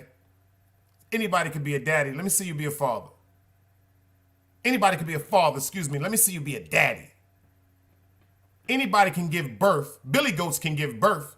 Walruses can give birth. Hippopotamuses can give birth. Let me see you be a mother. Let me see you say, yo, I don't want to go to the party. I'm chilling with my kids this weekend. We gonna play Uno. Nah, me and my kids, we playing spades this weekend, and then Sunday I'm taking them to church. Nah.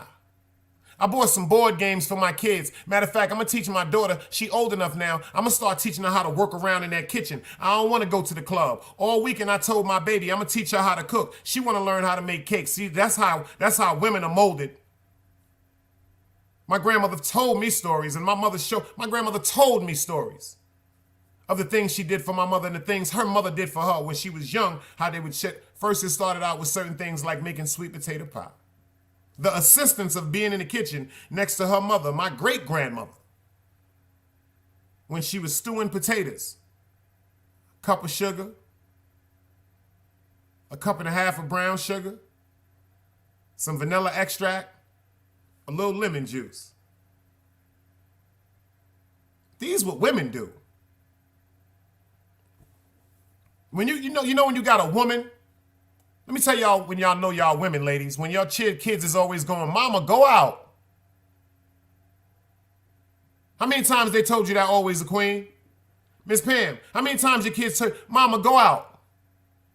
Go find somebody and make yourself happy, Mama. Y'all ain't never heard that before? I cut this goddamn live off, y'all. Huh, Miss Pam? How always a queen? That's when you know you a mother. That's when you make, to the fellas, when your kids be like, yo, Pops, I know you and Moms ain't been together in a long time, but I want to see you happy. You dig? You dig? This is real work. That's right, I'm high. Don't forget the ground nutmeg and the cinnamon. You ain't never lied. Blame it on the gumbo. Forgive me. You see what Always Queen said? A lot. Because, you know, she cares about people. Always a Queen to hit me every day saying, quote unquote, good morning. Have a great day. Don't let nothing, quote. Some of the most inspirational quotes that I've ever heard in my life. I don't know where she finds these shit. Thank God for it. Thank God for it. That's what women do. But I'm talking about mental illness. Lenny Lady said her brother's angry. I just gave you a bunch of reasons why I was growing up angry. I can give you a bunch of reasons why I'm angry now. But I ain't bothering nobody.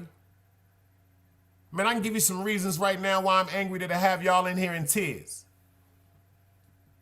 I'm talking about have y'all in here in tears.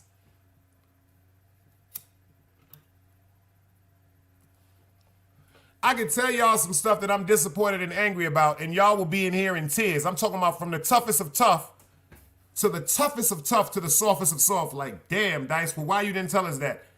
You can't tell these motherfuckers, let me rephrase it. You can't tell all these people on YouTube certain things because it's so sad.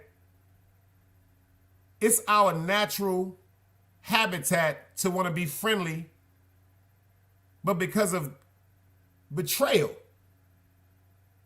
and backdooring, we have been harboring our feelings. That's why we aggravated. That's why we have anxiety, because we got so much love inside of us that we want to let out, but then we start letting it out and be like, hold up, this nigga here gonna do some dumb shit. Oh, this chick right here gonna do some dumb shit.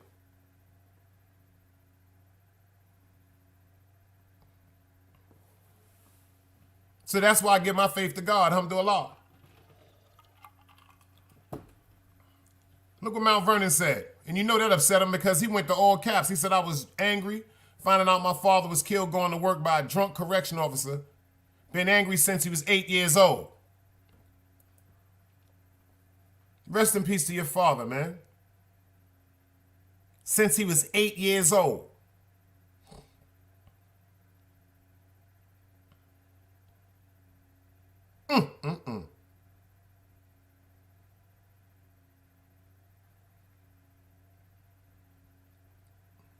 Now see that Lenny Lady? That's two different examples of people that are angry and hold things in, and then it could be things that your brother held in for so long. It could have been stuff that your brother held in for so long that was undiagnosed and unaddressed. Like she said, for years, it's been documented that there's some mental mental illness issues. You gotta, don't judge that book, y'all. Don't behead the person. Like they said, the difference between the sheriff and the prisoner is that the prisoner got caught. The only difference between a sheriff and a prisoner is a prisoner gets caught. Because look how sheriffs, correction officers, look how they treat people in jail. Look at the lawsuits. Look at the lawsuits from bringing in drugs, from bringing in weapons, from bringing in cell phones. Sexual assault on inmates. Allowing other inmates to get sexually assaulted. Allowing other inmates to get brutally attacked. The murder cover-ups. I got friends in Clinton that's like, Dice, don't come here. The murders that are covered up by correction officers. The murders that are covered up because if you have a certain amount of murders, the funding will not go into the system. So they have to conceal certain things to keep the money coming in. Are y'all with me?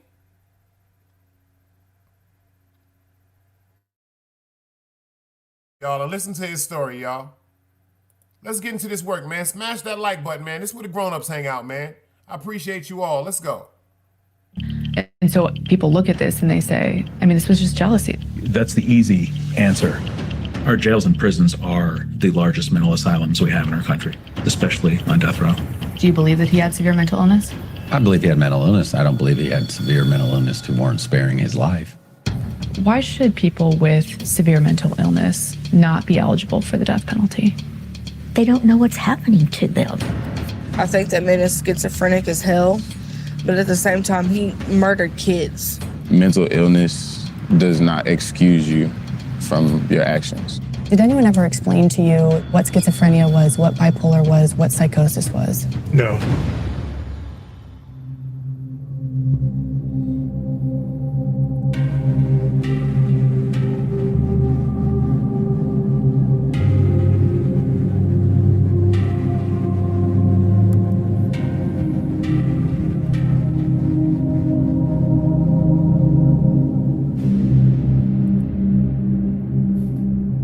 YouTube usage. Let's go.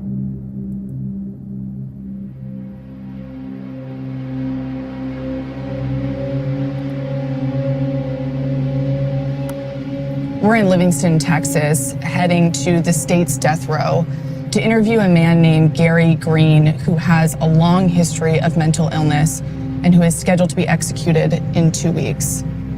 Texas regularly executes these inmates, including people who have documented severe mental illness.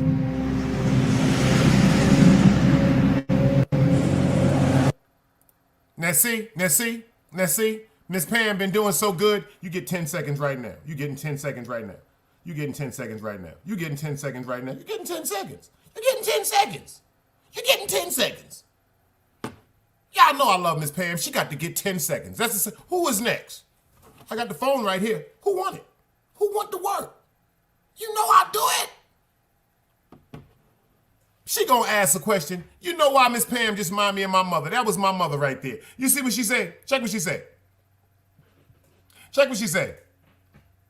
Does he show remorse?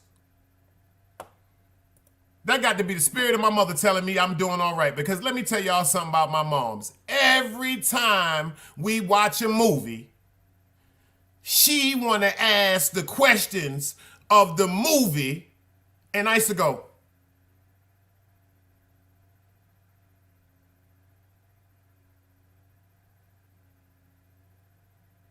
you see that? Yo, Miss Pam, you my mother. That got to be my mother channeling through you because that was my mother's response. It's just a question. And this is what I used to go.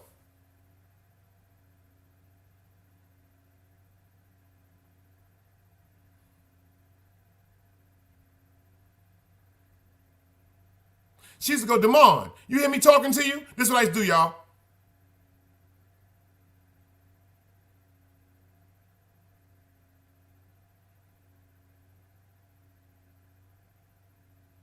I swear to God, that was my mom's and me.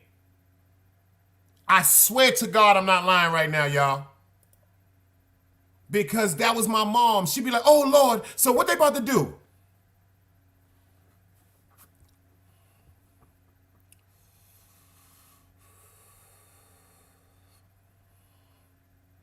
I'm just asking you because you saw it already.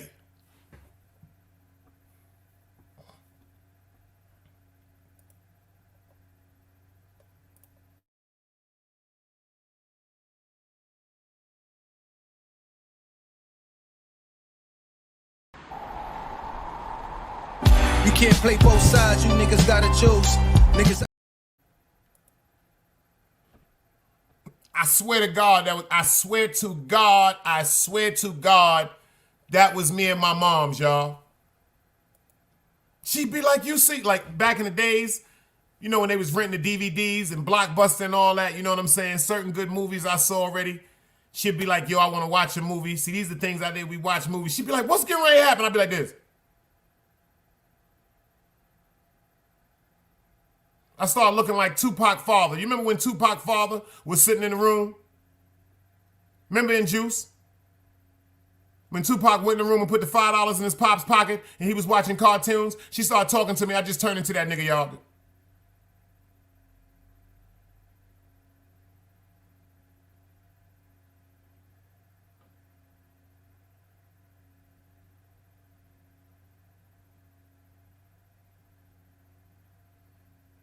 For real, like I got Down syndrome.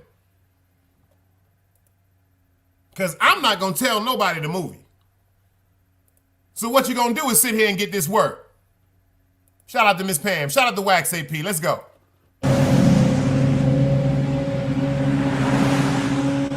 So we're headed into death row. It's these two buildings right here. Check out what my man said. He said if he had problems, I don't think he would show remorse. Pay attention.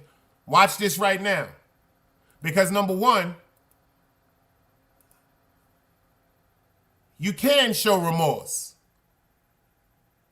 If you've been locked up for so long,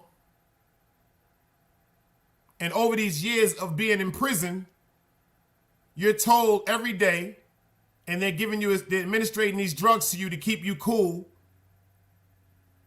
Big Thomas, I see you, baby. I see you, baby. For all these years, they're telling you why you're incarcerated.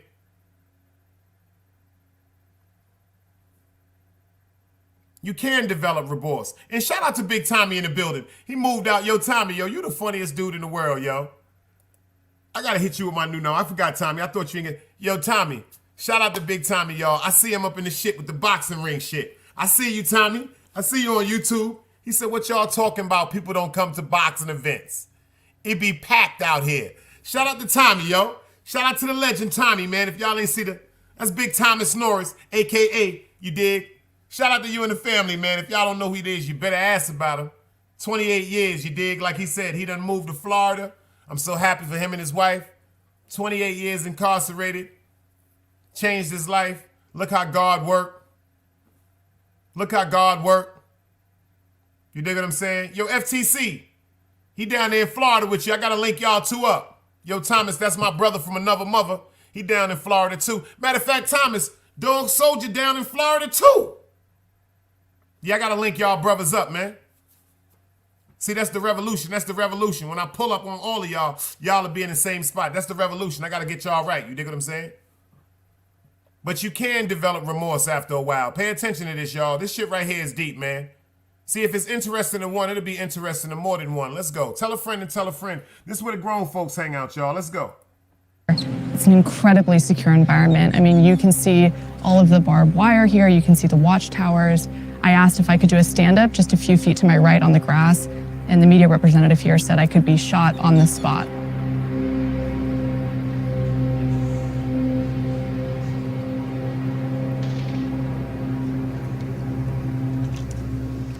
How you doing? Hi, Gary. You all right? Yes. How are you doing? Due to the circumstance, I'm all right.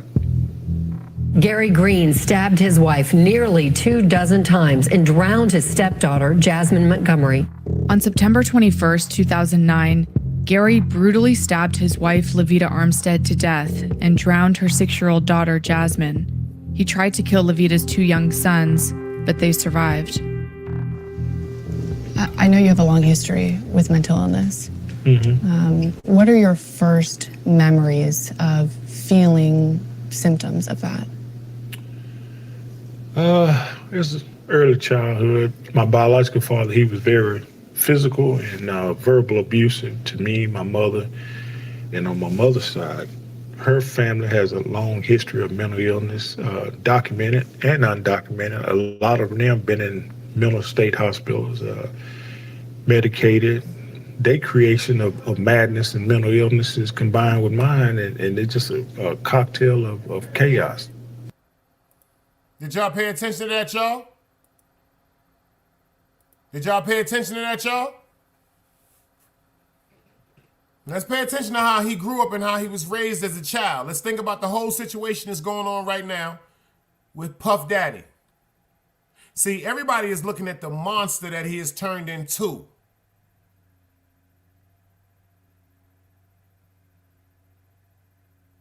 But they're not saying what turned him into the monster. See, sometimes people be telling me, yo, Dice, you changed. I'd be like, nah, it's just a lot of shit changed me, you dig? I ain't changed. They be like, yo, you changed. Nah, a lot of shit just changed me, man. The murders, my friends dying, my motherfucking people getting killed. I can tell you, it's endless times where one of my friends' mothers wanted me to sit next to them at a funeral. You know how many times I had to hold my man's moms and them after they collapsing and shit like that? Shout out to my man Sam, we went to his funeral. The last time I saw him, his son Charlie was running around on a bike playing. And the correctional system is so fucked up. We're at a funeral mourning my man, and they bring my man's son, Charlie, which is now 23 years old. They bring him to a funeral, to his father's funeral, handcuffed, shackled from hands to toe. They put a regular chair in front of his father's casket.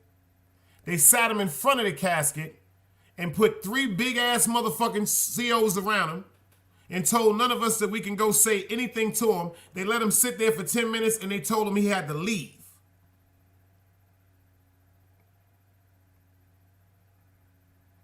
I couldn't even hug my man's son. They say that's a security threat.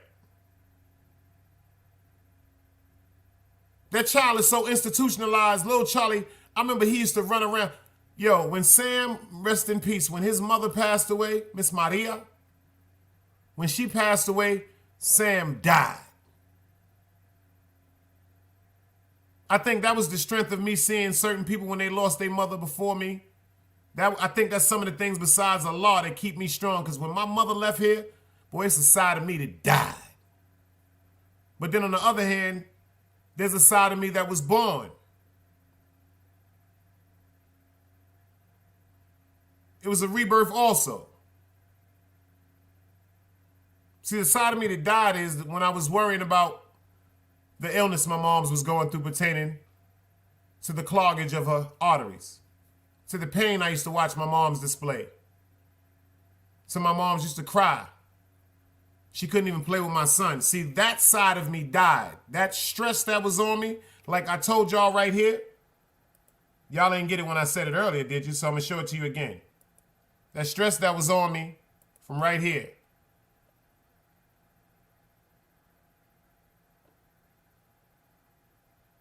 Bereavement, losing somebody close to you, severe long-term stress.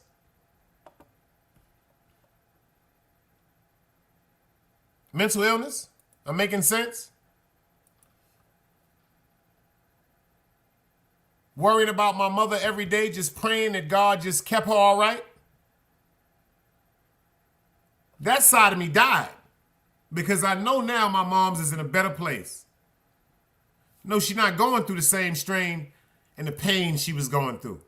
That side of me, you know what I'm saying? That's a reborn side. That's a better side of it now. Like, yeah, I miss her. She's still here because I'm here talking to y'all. Yeah, she's physically still right here. I hug myself sometimes super tight.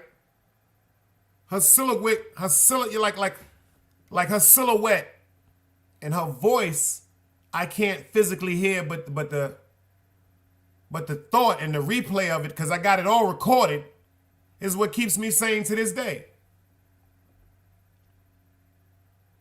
That's still suffering from mental illness. So what if one day I'm walking down the street and just snap? Yeah. Somebody do something that makes me explode to a motherfucking degree of 21 years of missing her on top of aggravation of certain things, everyday life, and I just explode. Yeah. Take 60 seconds to get 100 years. Pull my gun and go. Boom, boom. Pull my knife and stab something to death. Or beat something with my hands to death. Stomp something to death. I mean, literally, stomp something to death. What if I'd have caught a body back in the days when we used to stomp niggas with our Timbs?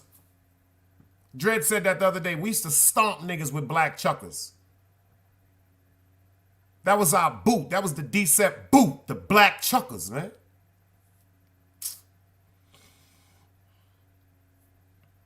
What if I just snap one day? Does that mean I'm supposed to go to the death penalty? Does that mean I'm supposed to have a lethal injection? Does that mean I'm supposed to go to a gas chamber? Because I want to do an open discussion this Wednesday. Men are from women. Men are from Mars. Women are from Venus. I want to do an open discussion on the death penalty. Should the death penalty be erased? Excuse me. Should it just...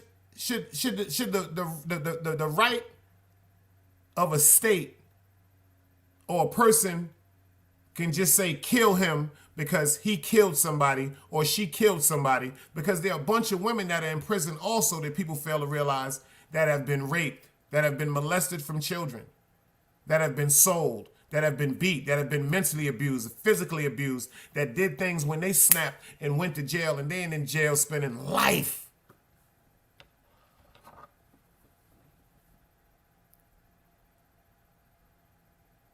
See me and tell me, because of all the anger that I held over all them years, my shit might be horrific. I might stomp this nigga till his skull split open. I might just grab a nigga and stab him in his stomach and his torso repeatedly, not thinking about they're gonna document every time I put a puncture wound in him. Stabbed over 27, 30 times. This has to be documented. I'm not thinking about that because I'm enraged. Whatever happened to temporary insanity? That has to be proven, right? But if you've been raped, sexually abused, beat, you watch your mother get raped, sexually abused. Oh, all right, you watch your mother, your father be mentally destroyed because of an addiction of crack, cocaine, alcohol. I got friends that mother sold pussy. I got friends that mother sold them on the weekends. I don't know what it is to go through certain things. I'm so blessed, alhamdulillah. And I pray for everybody that went through certain things, but this does not give nobody the right to determine a jail sentence over a mental rehabilitation only due to the fact because they're trying to hold back money. Let's go. Your brother said that you had untreated mental illness from the time you were very little. What were you experiencing? What was going on in your mind? Bipolarism, schizophrenia, hallucinations. Did anyone ever explain to you, what schizophrenia was, what bipolar was, what psychosis was? No. Did anyone ever say, let's get you help, let's figure this out? No. Growing up as a child in the 70s, it was taboo in a black community for your child or people in your family to have mental illness. I had no outlet, no one to talk to, because those type of things was not to be spoken. So that's why it's always been a never-ending cycle, even to this day. People are afraid to be treated because the stigma. Many times I tried to address those type of things with my mother, and she didn't want people to, quote unquote, to perceive her as having a child with special needs and the stigma that's placed upon that. So ain't that some shit? His moms was embarrassed, didn't want to go through the scrutiny, didn't want her baby to go through the scrutiny because they knew from when he was younger, he had some type of mental retardation. He had some type of mental abnormality from when he was a baby. Does that make her a bad mother? No. People does it all the time because it's a societal thing. When you and Levita got married, were you experiencing those severe mental illness symptoms? Yes, I was dealing with the trauma's always been there because I never been medicated, never had any therapy, never been through any type of treatment. And she used to always tell me all the time that I was bipolar and I was schizophrenic. She was diagnosing me, and it used to always make me mad because I used to tell her, why would you say things like that? That's Levita harmful. would say that to you? Yes. But all along, it's not she was saying it out of malice. She was saying that just out of concern and her own observation. Pay attention. You arguing with your woman, or fellas, your woman arguing with you. What you say out your mouth can trigger emotions also. She said his wife used to say it to him all the time, nigga, you crazy. You need to get you some goddamn help. Sound familiar, y'all? Man, get the fuck out my house with that bullshit. That's why I don't be wanting to fuck with you now. Nigga, you crazy. Sound familiar, anybody? If I'm talking to anybody in here? Wanted to get you help. Right. At Levita's urging, Gary agreed to go to a psychiatric hospital where doctors diagnosed him with major depressive disorder with psychotic features. They prescribed medication typically used to treat schizophrenia. After 4 days, Gary was able to leave voluntarily. I couldn't find out we were getting divorced, and I knew nothing about it. We've been married less than 90 days, and you want divorced? I felt betrayed, and then I got divorced and telling me, hey, man. He said he didn't even know he was getting divorced. He got served with papers. He said, damn, man, we ain't been married 90 days, and you want a divorce? The first thing he said is he felt betrayed. Let's go. You can't never do me like that. My plan was to kill all of us. Take everybody. Yeah, so we can build in the afterlife, we all could have been a happy family. After the murders, you went to the police department, you turned yourself in, you met with the detective, and the detective stated that he turned himself you in, were hearing y'all. voices when you committed those murders. Yeah, I did. All that's true. The things that I'm saying, I'm not saying nothing to justify my actions. It's like constantly reliving a bad movie that every time you get to the gruesome parts and the bad parts, it always put on pause, and then it hit rewind and start the scene every frame over and over and over. Then it plays to that part and it goes back and it just keep going on and on and on. This is my whole life, really. Thank you very much. I'm really grateful to you, Gary. I thank you and I appreciate it. Okay. Have a good day. You too. All right.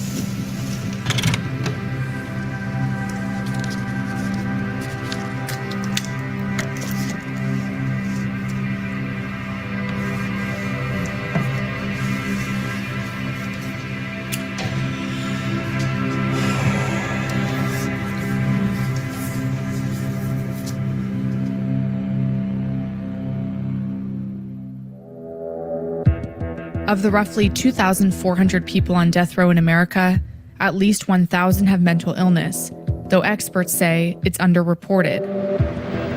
Thank you, gentlemen. Experts say it's underreported. Y'all heard that? Did y'all see that shit? 2,394 prisoners are on death row.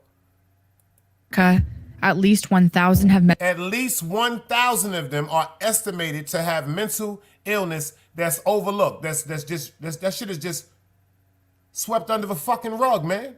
Because if they say that about the people having these mental illnesses, that's gonna affect their funding. This shit is all a hustle, y'all. They playing with people's lives.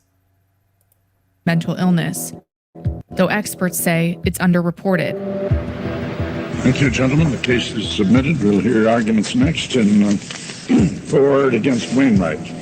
In 1986, the Supreme Court ruled that the, quote, insane cannot be legally executed. So to make their case, legal teams like Gary Green's often bring in experts to testify on mitigating evidence or information about the defendant's history that can sway a jury away from the most severe punishment, death. In Gary Green's case, his mental illness was introduced in court, but it wasn't persuasive enough for the members of the jury to spare his life. They couldn't see past the brutality of his crime.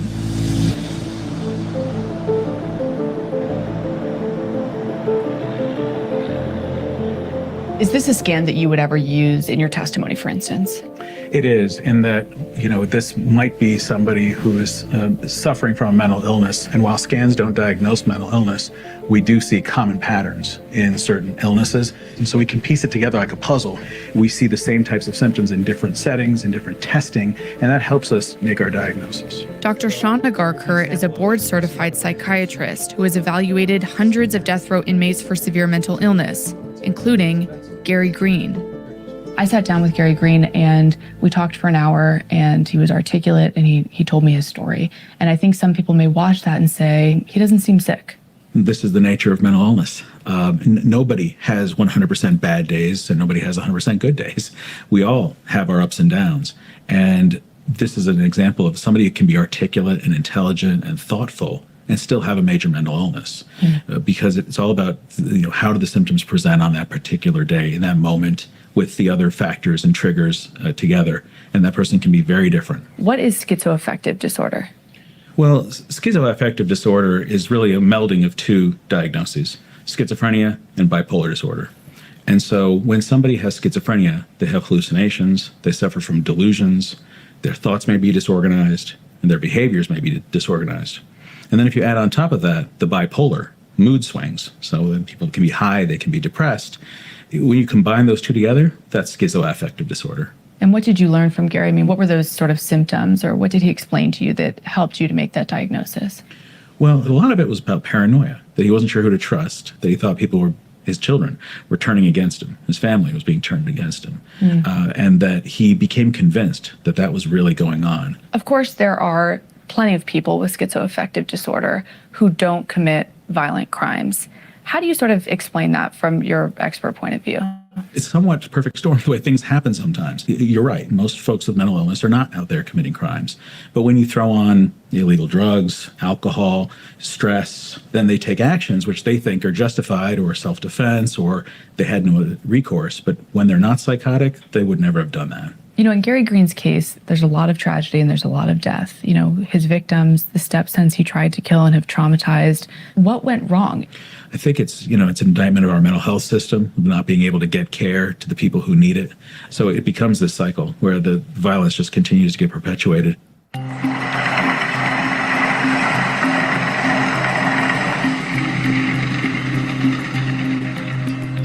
We're in Dallas, not too far from where Gary Green killed Lavita and Jasmine. And one of the things that's just so hard about these cases is that the crimes are so horribly violent, because he didn't just kill those two family members, he tried to kill his two stepsons. Hey. Hey, nice to see you. One of them, JT, has agreed to talk to us and tell us how that experience has affected his life. I don't feel like I ever got the chance to be a kid. Like, I feel like I've always been worried about Gary getting out, or, focused on how my life would have been if my mom was here or my sister was here. What challenges have you had with mental health? So I got diagnosed with PTSD, anxiety, and depression. I've had 4 suicide attempts. And as far as at home, I can go 2 days without sleeping. When you hear Gary and other people say, he had severe mental illness, he was hearing voices, what goes through your mind? I think a lot of people on the outside are always try to tell you what's going on.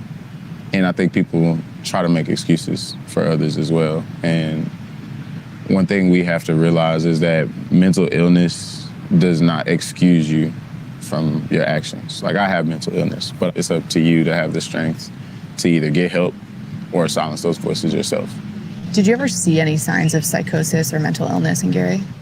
Oh, I honestly don't think there's nothing wrong with Gary. I think that in a fit of rage, he did something that, you know, he shouldn't have done. I think he knew exactly what he was doing. Do you know that your mom pushed him to get help before all this happened?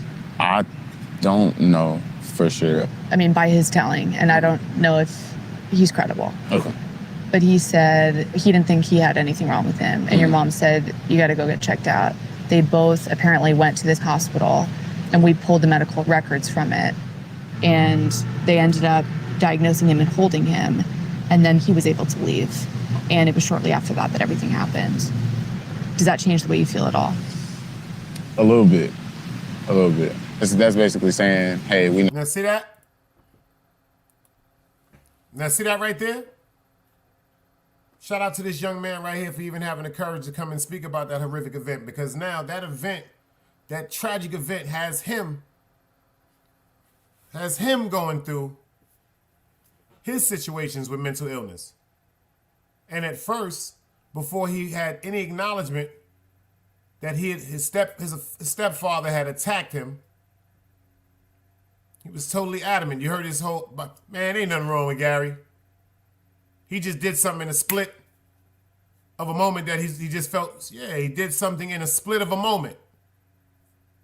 That slight moment of mental illness, temporary insanity, that glitch. Just like a computer, sometimes when you gotta hit that reboot button, the restore button. He had a quick glitch or whatever. Yeah, his intentions was to get, like he said, to get rid of his whole family, because he felt as though that they had turned against him and he was gonna kill himself. So then she just told him, she hit him with a slit finger fastball. Because when he was so adamant saying what Gary didn't do, she was like, well, did you ever know about that? He was like, man, nothing was wrong with him. But then she said, well, let me tell you something right here. I don't think if you knew about this though. She said, but first she hit him with the slick. She said, I can't say that he's credible. Then she said, yes, I can, because him and your mother went to a certain facility,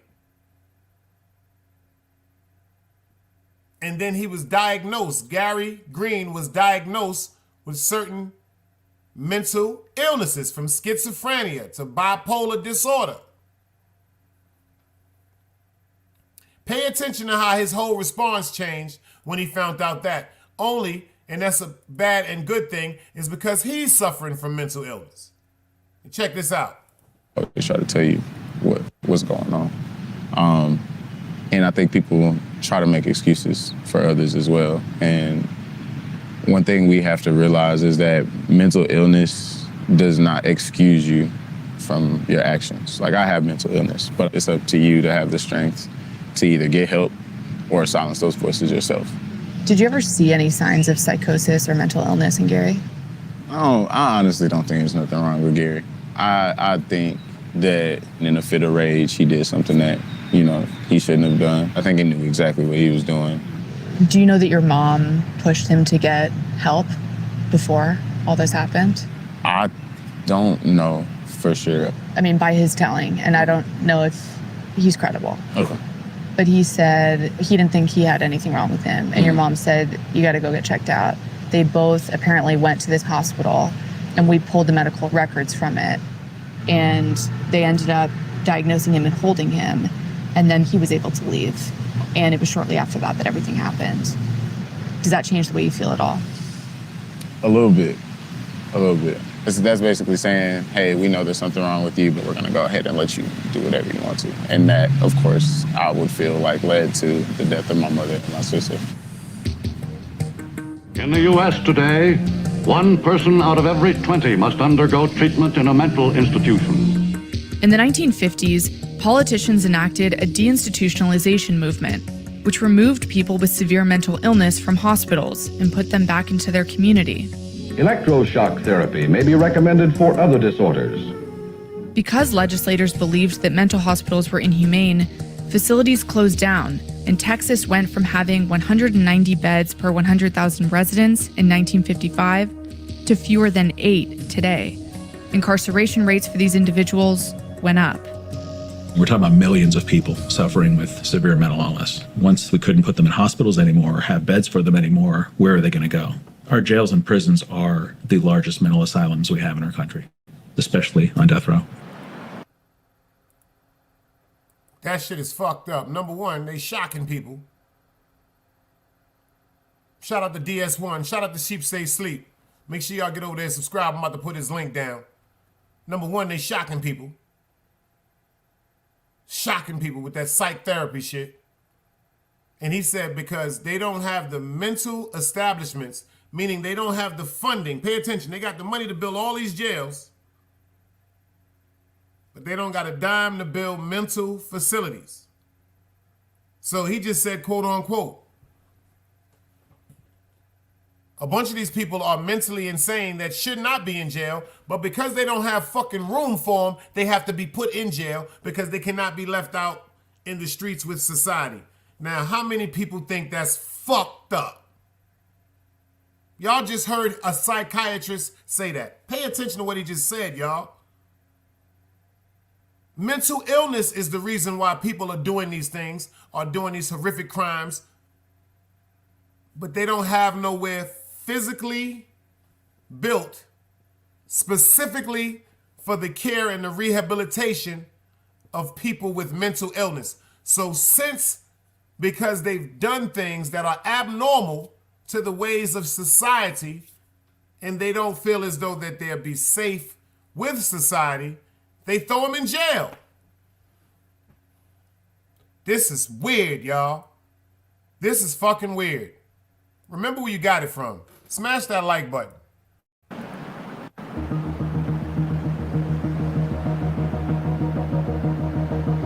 Needing help from his wheelchair, heavily guarded and in handcuffs, Andre Thomas went from patient to prisoner this afternoon. Andre Thomas is known as one of the most severely mentally ill death row inmates in America. Andre Thomas is on death row for the 2004 murder of his ex-wife, their 4-year-old son, and her 13-month-old daughter. In the middle of a psychotic episode, Andre broke into his estranged wife Laura Bourne's apartment early in the morning and stabbed her and her 2 children to death. According to court records, Thomas believed Andre Jr. was the Antichrist and the 13-month-old a related evil spirit. Following God's orders, he said, he cut out the children's hearts, believing that would free them from demons. He was sentenced to death in 2005. Bobby Peterson Kate was assigned as a defense lawyer behind the lead attorney. Right before his arraignment, he was reading the Bible. He was fixated on it. And when he got to the chapter that said, if your right eye offend thee, cast it from yourself, that's what he did, literally. He plucked his eye out. Since the incident in 2004, Thomas has taken out both of his eyes, eating one of them. And after that, they determined he might not be competent, so let's send him away. So they sent him away to the state hospital. They treated him with massive amounts of drugs, got him competent, and brought him back for trial. So wait a second. The state took him out of custody, put him in a mental health facility, gave him drugs in order to make him competent to be tried in a capital case. Yes. And let me clarify something. There is a difference between competency to stand trial and insanity. Competency Pay attention to what she about to say, y'all. means that you're mentally well enough to help your attorney with your defense. You understand the charges against you. You're able to talk, communicate, that sort of thing. Mm-hmm. The insanity is whether or not you knew your actions at the time of committing them were right or wrong. So it's 2 different standards, 2 different things. But if you don't understand why you're being executed or what execution is, you are constitutionally protected from the death penalty. In theory. Before the murders, Andre knew something was wrong. He checked himself into a mental hospital, which applied for an emergency detention order. It should have kept him there for 72 hours. Instead, he walked out in less than a day. We basically wanted to convince a jury and get them to see how sick he was. That was the goal, was for them to understand that, for lack of a better term, a normal human being does not commit these sort of atrocities, does not pluck out their own eye, and then does not sit there casually and just look at you and Yo, Wax, what up, can't boy? carry on a conversation. Why do you think the jury didn't buy that he was not guilty by reason of insanity? In talking to the jury, they didn't care about mental illness. All they cared about was making sure that someone who had so brutally murdered 3 people did not walk in sunshine again. All it took them was looking. Yo, shout out to Wax. We got the King Croc up in the building. Yo, Wax, I don't know if you watched it from the beginning. It's the Gary Green story about the man that felt as though his family switched up on him. He killed them, unfortunately, and a couple of them survived. But then, a little time before he flipped out and killed his family members, the lady that he stabbed to death, may she rest in peace, she took him to a place because she used to be telling him, boy, you crazy. Like, nigga, I don't know what the fuck, you better go get yourself checked out. When she took him to a psychiatrist, he was diagnosed with schizophrenia, depression, bipolarism, and unfortunately, see what happened right there. This guy right here, they said they think he's the most mentally insane inmate ever. He killed this girl. May she rest in peace, and her children, may they rest in peace. And since he was in jail, he done plucked out both of his eyes, and one of his eyeballs, he done ate the shit. Like Super said, that's crazy. Like Super said, now hold on. That's a different type of crazy, y'all. Word up, you dig what I'm saying? That's a different type of crazy. So I'm asking people, yo, Wax, how you feel about that? Because a couple of these people are on death row. And then if you see a little earlier, one of the other psychiatrists said, the only reason why so many people of mental illness are incarcerated because they don't have the legal space, they don't have the physical buildings, they don't have the mental facilities that can take care of them. So they just throw them in jail, knowing that they are not supposed to be incarcerated, even though they committed criminal acts, because they are suffering from mental illness. Let's get into this work, y'all. At the video and crime scene photographs for them to make that determination. So they actually saw the victims? Oh, yes. So the brutality of the crime overshadowed any of those mitigating factors like severe mental illness? Absolutely. What was Andre doing during the trial? He loves sugar. So we fed him Skittles. And he would eat Skittles all day long. The only time he showed any emotion, any question about what was going on, was when the judge sentenced him to death. And he wasn't reacting to that. I was standing next to him, bawling my eyes out.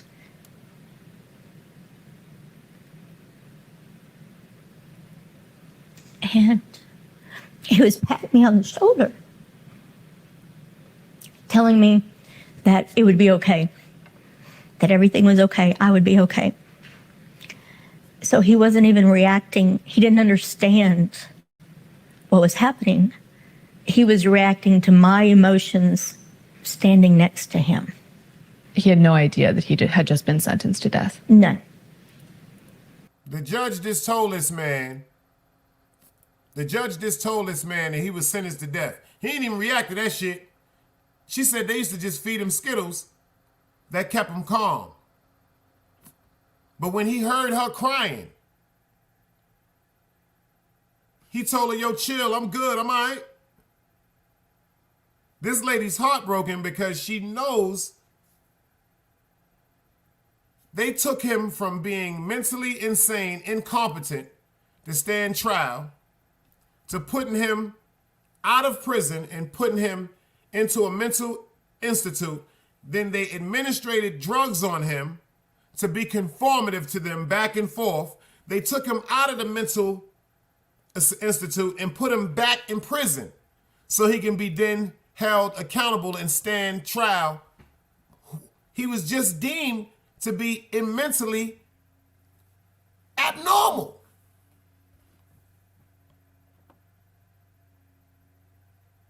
Yep. That's you, boy? Yeah.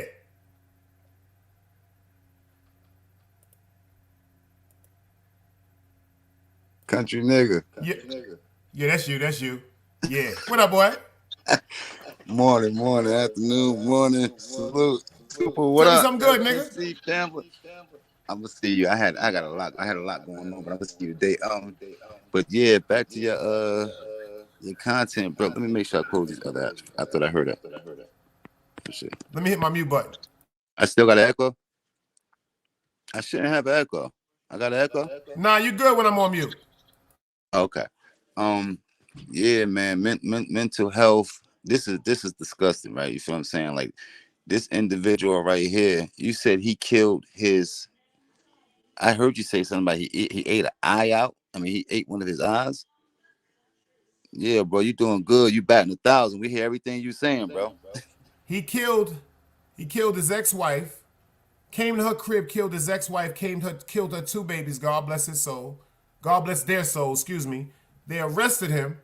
They said he's mentally insane. While he was arrested, he plucked both of his eyes out. One of them he ate. Let me ask you this, Dice. So after those type of situations, there had to be some type of mental evaluation done on this individual prior to him going through his court proceedings. Was he competent to stand trial, or was they deemed him incompetent? Originally, check this out. He was incompetent to stand trial. This is why they took his ass out of jail. Listen to this, Wax. They took him out of jail and then took him to a mental institute where they administrated drugs to him that made him competent.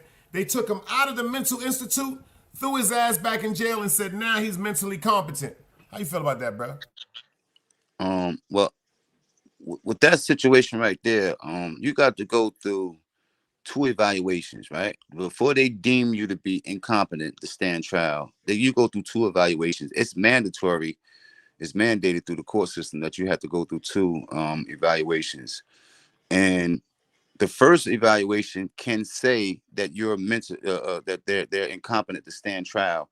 And because a lot of people get that first diagnosis that they're incompetent, they think they don't have to be, they don't have to attend the second one. Some people play crazy to get up out of shit, but we see that this individual was not playing at all. You feel what I'm saying? But yeah, even so though, you feel what I'm saying? Dice, like, rest in peace to the lady and her family members. This dude right here needs to be locked away from society. Okay, and even though he has some issues, Dice, he's not to be trusted in society, in the free world, because of his actions. You feel what I'm saying? And then niggas, you gotta remember, everybody's not as strong as the next man, and women are a lot stronger than men. When men get into their emotions, men tend to lash out, and because of the way that the damage and destruction that men can do, if a man acts out of his emotions, the carnage that he leaves behind is different than the shit that a woman do. But this shit right here, even though he did those such things to himself, Dice, you feel what I'm saying? Like,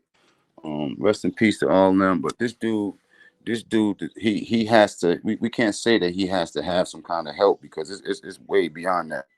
He got to deal with. They executed him in 2005. Yeah, I think in all fairness, without due process, it's only right because of what he did. You feel what I'm saying? Like, it's an eye for an eye in certain instances. But if you got an issue, you got an issue, bro. But men don't. That's the difference, bro. Like, men don't know how to deal with things because everybody's so fucking tough. Everybody beat on their chest. And mental health is real, bro. You feel what I'm saying? The mental illness, mental health, all that shit is real.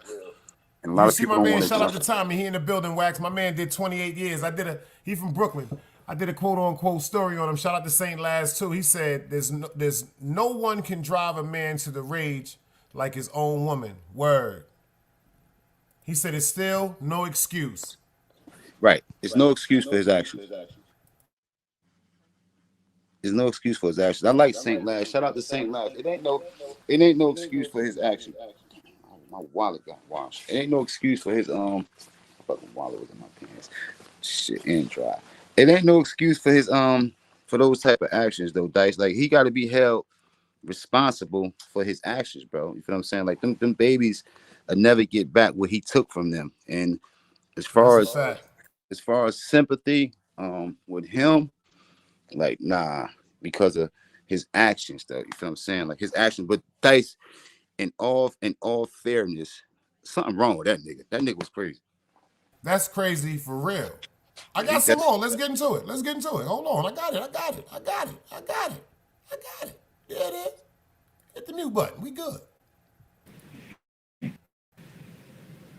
Sorry.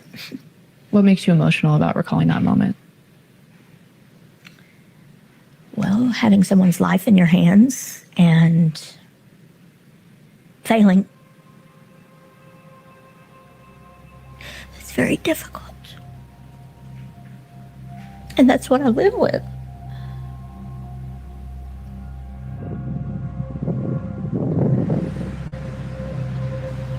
That apartment there is the one we used to live in. Bryant Hughes was Laura's boyfriend at the time of her death. They lived together here in this complex and shared a daughter, Leah, the 13-month-old murdered by Andre. Do the memories of that day come back to you? Yeah. Yeah, it does. Thing that pops out to me here is remembering all the teddy bears and the stuffed animals that was laid outside the apartment. What was Laura like? Happy, wonderful person to be around. Full of passion, empathy. A sweetheart. Your little girl, Leah, was only 13 months old. What do you remember about her? She was a daddy's girl. She never wanted me to put her down. A little Andre, too.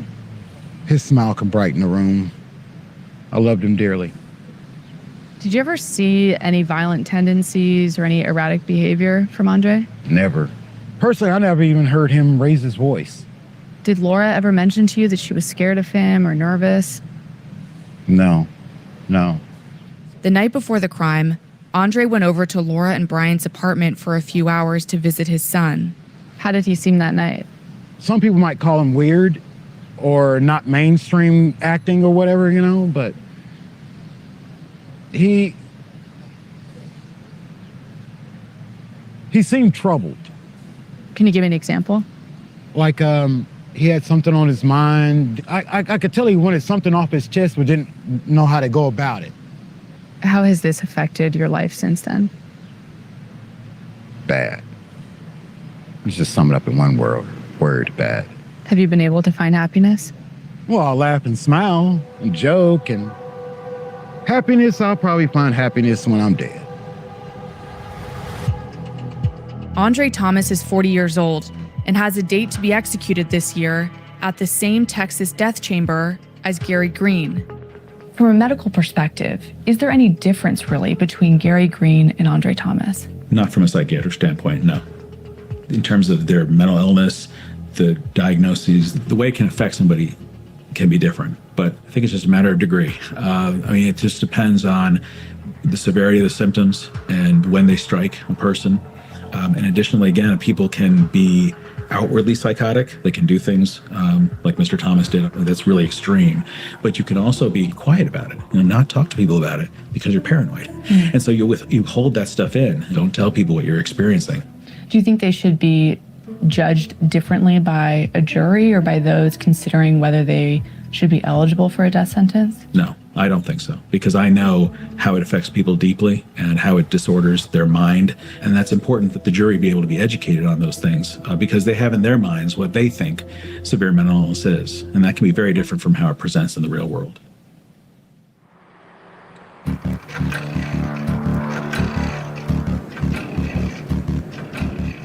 The main argument in the Gary Green case were the facts of the crime. They were so heinous, so much blood, so much evil in the state's mind.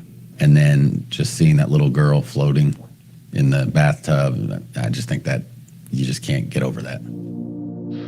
I too sing America. We are darker people. They send us to eat in the kitchen when company comes. But we laugh and eat well and grow strong. Tomorrow we'll be at the table when company comes. Nobody dares send to us eat in the kitchen. Besides, they'll see how beautiful we are and be ashamed. We too are America. It's been 13 years since Gary Green was sentenced. Rest in peace to that little princess. I put the fair disclaimer up because that's a beautiful little girl. I didn't want to put an image up there like that to her family and respect to the family. He a dog. He's not right, bro. He's not right. You know what, Dace? We ain't justifying nothing, right? But you got to really look when scumbags got it in them to do things to children. Like if your spouse or your significant other piss you off, that's one thing. Deal with it, right? But when you lash out to try to get to exact some type of personal revenge that it doesn't exist, that is not gonna better any situation. Normally, it's within that the problem lays, right? And said individuals, it's a lot of people, Dice, that's not mentally stable out here in society, right? But all in all, bro, I just feel like an eye for an eye in instances like this, right? I see what the brother said, that he said no one can push an individual's button the way his spouse do, his woman, or vice versa. And that's true, though. You feel what I'm saying? Like that's true. But in the same sense, though, people got to do better as a whole, though. You feel what I'm saying? Like, and this dude right here, Dice, he's a scumbag. He's a scumbag. I'm glad you shedding light on the story and paying homage and respect to the, the ones that lost their lives. But this nigga need to be exposed. This nigga not right, bro. I don't have no sympathy for this nigga. None. After I just seen that little young lady, I don't have no sympathy for him, bro. None. And y'all heard what he said, because I always said that too. Instead of letting these people sit up in jail, quote unquote, for all this time wasting this taxpayers' money, I feel bad, man. But certain things should be handled in the street. But with the diagnosis of being mental illness and doing certain things when it comes to them babies, y'all, and the elderly, I think they shouldn't even be wasted on time. Look at the rest of this, y'all. Let's go. Sentenced to death. To this day, Kobe Warren, one of his defense lawyers, and Josh Healy, the prosecutor, still disagree on whether Gary's mental illness should have been considered at sentencing. What were the mitigating factors that you were focused on? I mean, there were some mental health.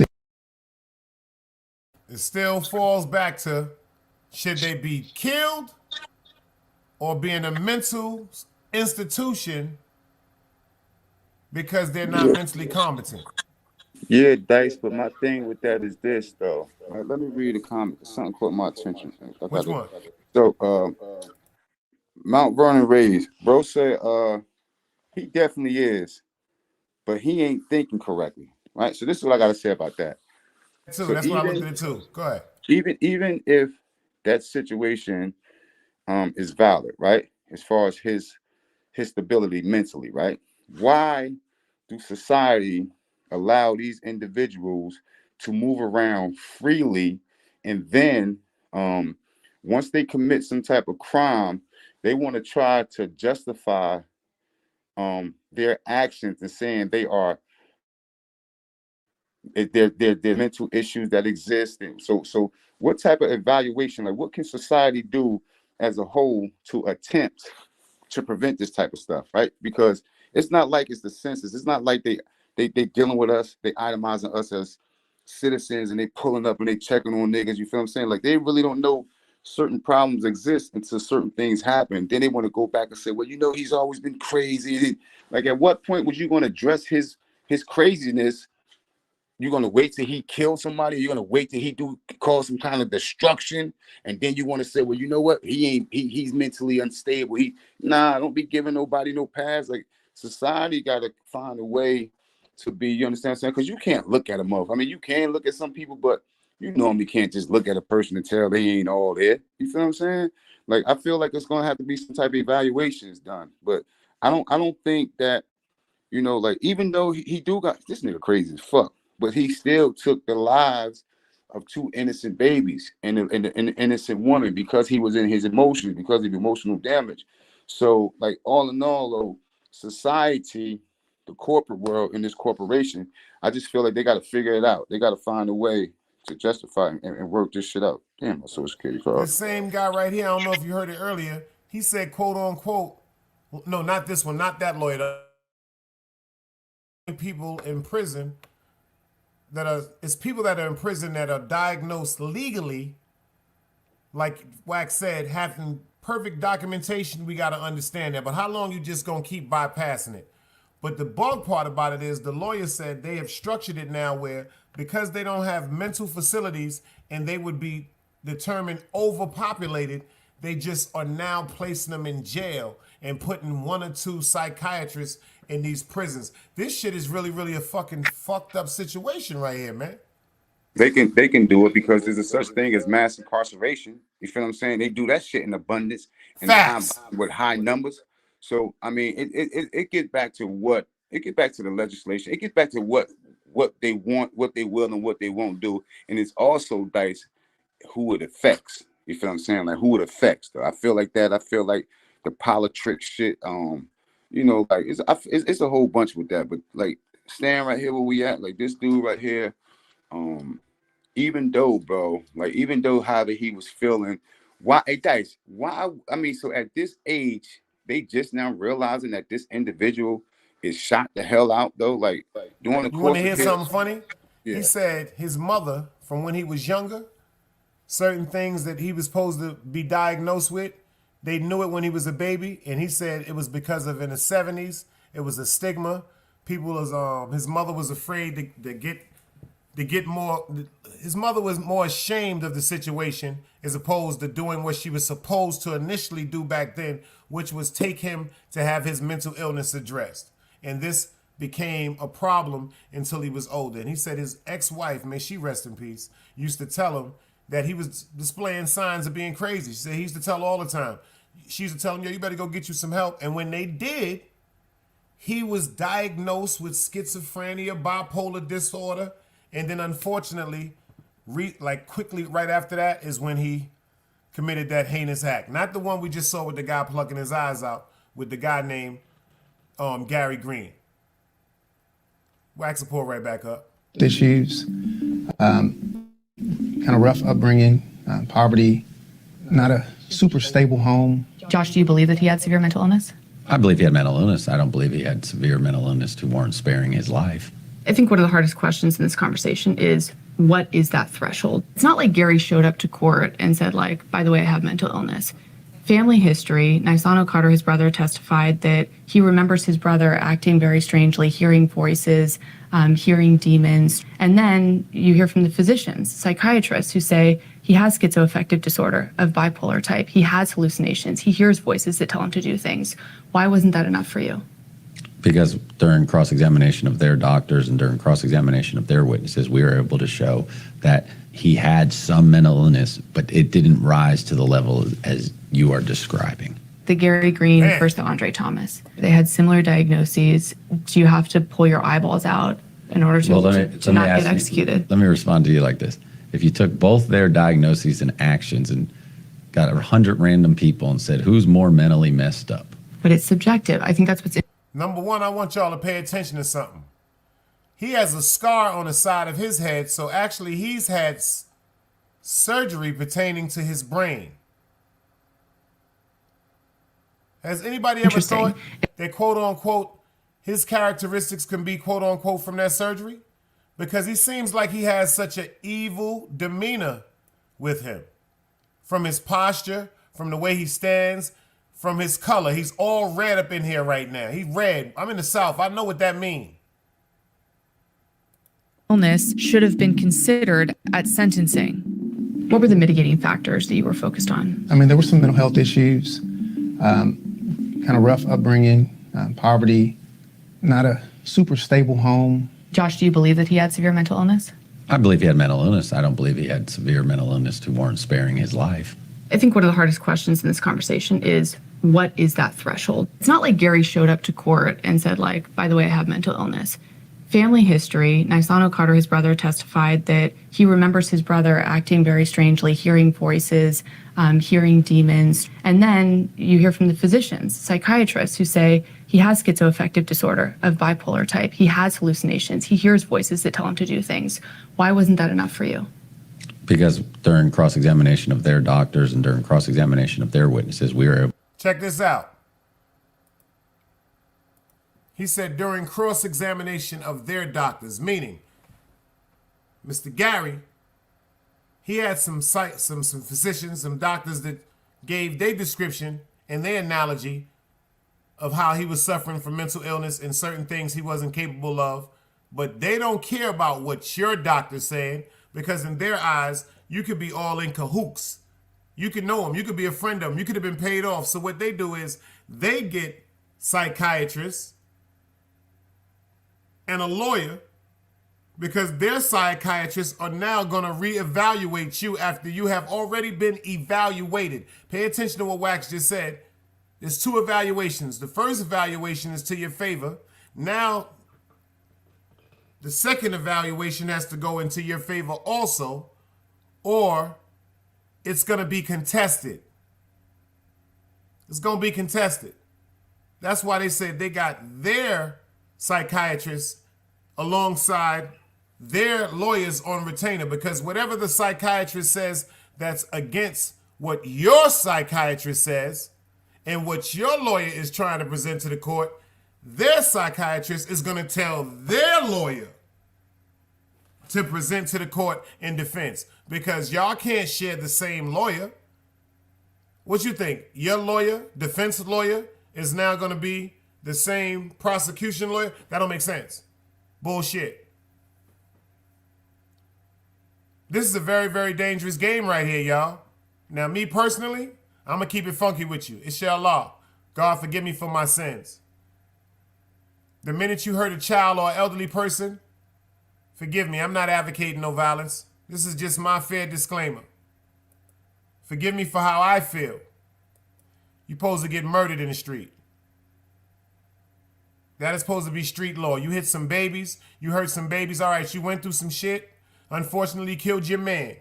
This isn't just for men, this is men and women. I think street law should be applied to, number one, ladies, you killed him, you got tired of his ass. Fuck it. You kill them babies,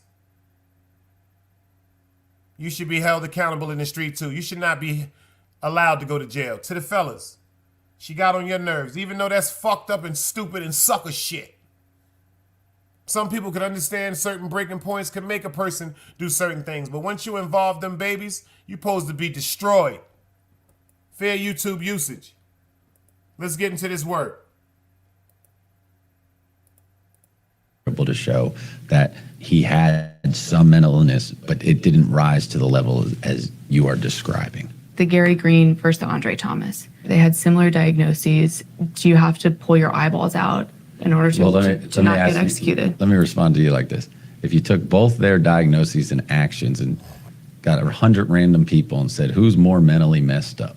But it's subjective. I think that's what's interesting, is all of this is subjective. It is. We're just hearing dramatic details about about self-harm, about what people are doing, about erratic behavior, but none of it feels scientific to me. I would say there absolutely has to be some sort of chemical imbalance to actually and literally and physically pull out your own eyeball and eat it. It is subjective, but it's more subjective for the jurors. Like they're the ones that has to make that determination. Like they can put more credence in what a particular expert says on the defense side or the state side. It's up to them. Because honestly, what it is, it's mercy. Is if someone has enough grace and mercy in their heart to say, yeah, this is awful, this is terrible, this person, he did these things, but does it warrant that he die? With Gary Green's case, do you have any regrets? None whatsoever. The jury has an extraordinary amount of power when it comes to sentencing. Did y'all see how quick he answered that? When he asked him, did he have any regrets in the man dying? None whatsoever. Absolutely has to be some sort of chemical imbalance to actually and literally and physically pull out your own eyeball and eat it. It is subjective, but it's... Yo, Miss Pam. Miss Pam. Miss Stacks De Niro's about to get it. We have to give her initiation into the family. Do you see what she just said, y'all? Listen to what she said, y'all. I'm gonna put it up. I'm gonna tell you why she's about to get shot, y'all. She gotta get her 10 seconds right there. Bingo. She just got her first 10-second shot. I had to get her, Miss Pam. Till I got this phone, till I do it, till I do it. You see what she said? Yeah, that did sound kind of crazy. Because in the words of Harlem Legend, you got to set your bell notification. Hey, Miss Mimi. How you feeling today? Shout out to Personal, my man Pimp Paul over there at Unslaved Mental. Brian was over here the other day, Miss Mimi. Yo, Brian O'Shea is crazy, y'all. When it comes to comedy, I didn't figure him out until the other day. If y'all want to laugh, I'm telling you right now, Brian will have your ass laughing. Paul will have you ready to go start the revolution, y'all. I'm going to keep it funky. He make you ready to go get the guns and start the revolution. Brian O'Shea is the funniest dude. He reminds me of Archie Bunker. He reminds me of Archie Bunker. Yeah. You had to get that 10 seconds.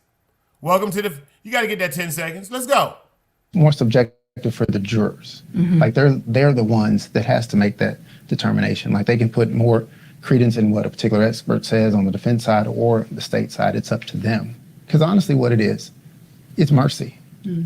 Is if someone has enough grace and mercy in their heart to say, yeah, this is awful, this is terrible.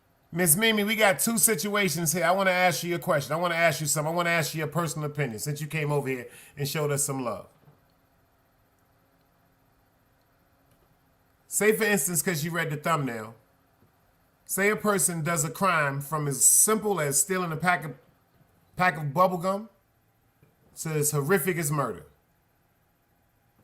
If they are suffering from mental illness, do you feel as though that they're supposed to be, quote unquote, in a mental facility, or should they be in prison?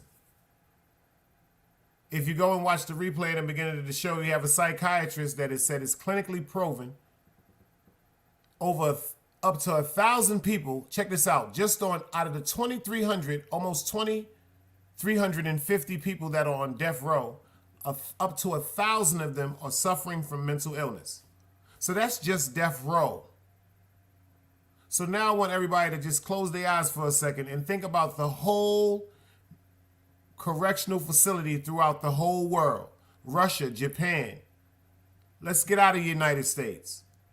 Brazil, Jamaica, Yugoslavia, Puerto Rico, Dominican Republic, Haiti, Argentina, Russia,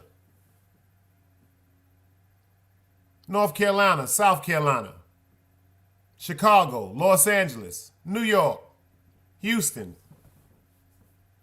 Pittsburgh, Philadelphia, Harlem, New York. Let's put that whole totality of people that are incarcerated. So let's just give it a round of a figure. Let's say 10 million people incarcerated.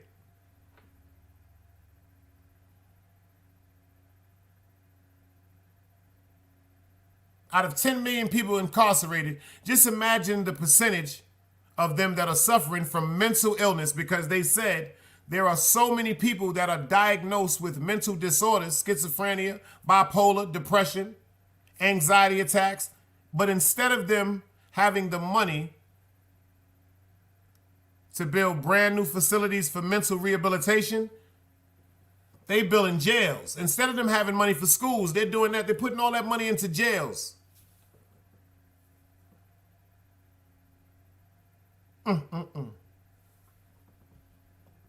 No, ma'am, I said, if they had a mental illness, if they did something as minor from stealing a pack of bubble gum up to something such as horrific as murder, if they're suffering from mental illness, should they be in prison or should they be in a mental institution?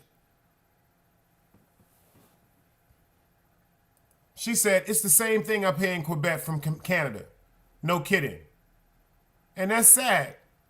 That's why I said all the other places that came to my mind first, because some people that are diagnosed with mental illnesses, they said that they didn't have any more room in these mental facilities like the Bellevues, the Brookdale hospitals, the G buildings in Kings Plaza. They would be overpopulated, so that's a danger. That's a security risk because you're dealing with mental illness where anything can happen. So what they do, they put them in a more secure place to be monitored and what? Corrected, a correctional facility. They throw them in jail because there's still some form of correction in the description of the word. I can't make this shit up. Let's go. Terrible, this person, he did these things, but does it warrant that he die? With Gary Green's case, do you have any regrets? None whatsoever. The jury has an extraordinary amount of power when it comes to sentencing defendants to death. And the jury is a reflection of the public. More than half the country still wants capital sentences carried out. 77% of Republicans and 46% of Democrats favor the death penalty. And that's especially true in Texas, a state that's killed more than 4 times the amount of people over the last 50 years than any other state. We're in Huntsville, Texas at the Texas Prison Museum to meet former warden Jim Willett. He oversaw 89 executions here, and I want to talk to him about how ingrained the death penalty is in the culture. Those 3 pistols in there are not... Yeah, you notice how they quote unquote went to the pact of when they had somebody hanging from a noose? And that's going to be the open discussion this week. Wednesday night. It's either going to be 8 or 9 p.m. I'm going to put it up on my community ward. That's going to be the open discussion this week. Men are from Mars, women are from Venus. Should the death penalty be eliminated? Number one, if a person that is waiting to be killed is in jail for killing somebody and the person is waiting to be killed by the government or the state or the date that the mayor or whatever puts, isn't that still murder for the person that pushes that button for the electricity? Isn't the person that pushes the button for the lethal injection? Isn't that person that lets that gas in the room for you to die? Aren't all of them people shouldn't be held accountable for murder? Shouldn't they? If it all boils down to the fact of murder, unaliving someone, taking someone's life by your force and demand, if you take a switch and turn it on, which electrocutes somebody, which fries their brains, if you turn a switch that allows 2 poisonous toxins to go into your stream intravenously till you are dead, and if you are the person that lets the gas into a certain enclosed area that is going to kill somebody that's in that enclosed area, I think those are 3 quote unquote occupations that should be eliminated. And I think those are 3 quote unquote occupations that people should be charged with murder.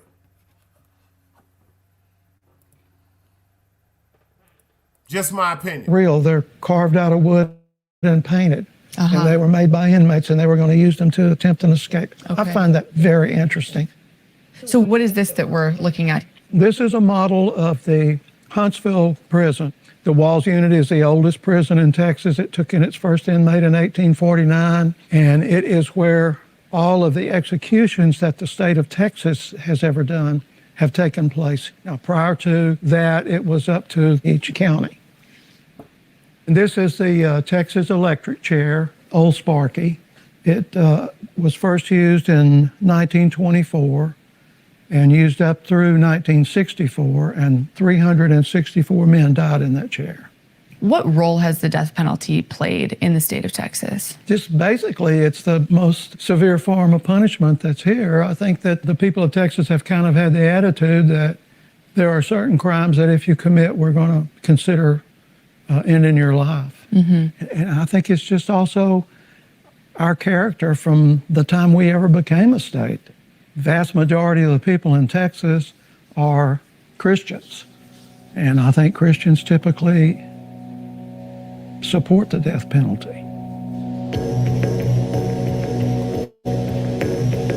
You notice how they always try to throw it on religion? He said basically, disregard the fact that 300 and plus men was killed in his chair, whether it was done correctly or it was just done to be done. It was done here. Pay attention to how they have a configuration model of a prison on a table that they have that shit documented as a landmark to the documentation of the first inmate that was put there. Pay attention, when they built that in 1860 something, like he said, the initiative reason why they did that is to put somebody in jail, to enforce a law. They knew this was a plan, y'all.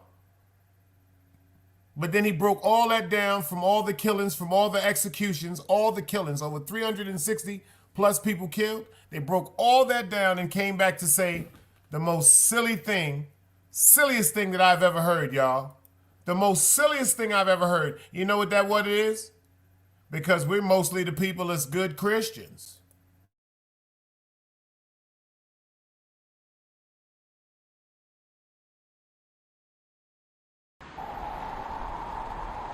You can't play both sides, you niggas gotta choose.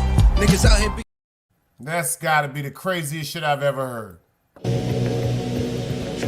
I believe in the death penalty, and he killed them 3 people. I believe in the Texas law. It is what it is. Brian Hughes' daughter, Brittany, was supposed to be at the apartment the morning Andre Thomas killed her little sister, but ended up staying with her mother, Jennifer, instead. They both still struggle with post-traumatic stress. Honestly, after that day, I don't remember a lot of anything because I was so traumatized and everything at that point, especially most of my life after that, is a complete blur. And I never understood. This right here is the other situation with the young man that they said might have been the most mentally incompetent inmate ever, because after he killed, unfortunately, his ex-wife and their 2 children, he plucked his eyes out and then ingested one of them. This is insanity. And he was executed. And he was executed. From just being so cool and training every kid like it's basically his, and just it snapped one day. I mean, when you hear that he had severe mental illness, that he was suffering from schizoaffective disorder, I mean, what goes through your mind? You want to know my personal opinion? I think it's bullshit, and I think that it's a case of, oh, I can't have you, won't nobody have you. Can I tell my opinion also? That's my personal opinion. I suffer from mental health as well. And you heard what they just said? They said they felt as though it was bullshit. They felt as though it was a simple old case of, if I can't have you, nobody can have you. Now, you want to hear something funny? Being from Brooklyn, in my neighborhood growing up, we've heard that all the time. We have situations. I know a guy on Utica Avenue named Butch, unfortunately, killed his girlfriend right there in St. John's Park. Over that same phrase right there. If I can't have her, nobody can have her. That's mental illness right there, y'all. That's insanity right there. Like if you hear somebody say, well, if you leave me, I'm going to kill myself. What? Don't let me see you with nobody. I'm going to kill you. This is all mental illness being described. Let's get into this work, y'all. I think that he had a lot of mental stuff going on, and he didn't know how to handle it. So you believe that he has severe mental illness? I do. Do you think his mental illness should be a reason that he is not executed? I'm mixed about it. I think that man is schizophrenic as hell, But at the same time, he murdered kids, and that's not okay. I don't want no hate or anything from this, but I prefer that he would not be here anymore. And Jennifer, when you see Andre's name in the newspaper still to this day, and everyone's sick.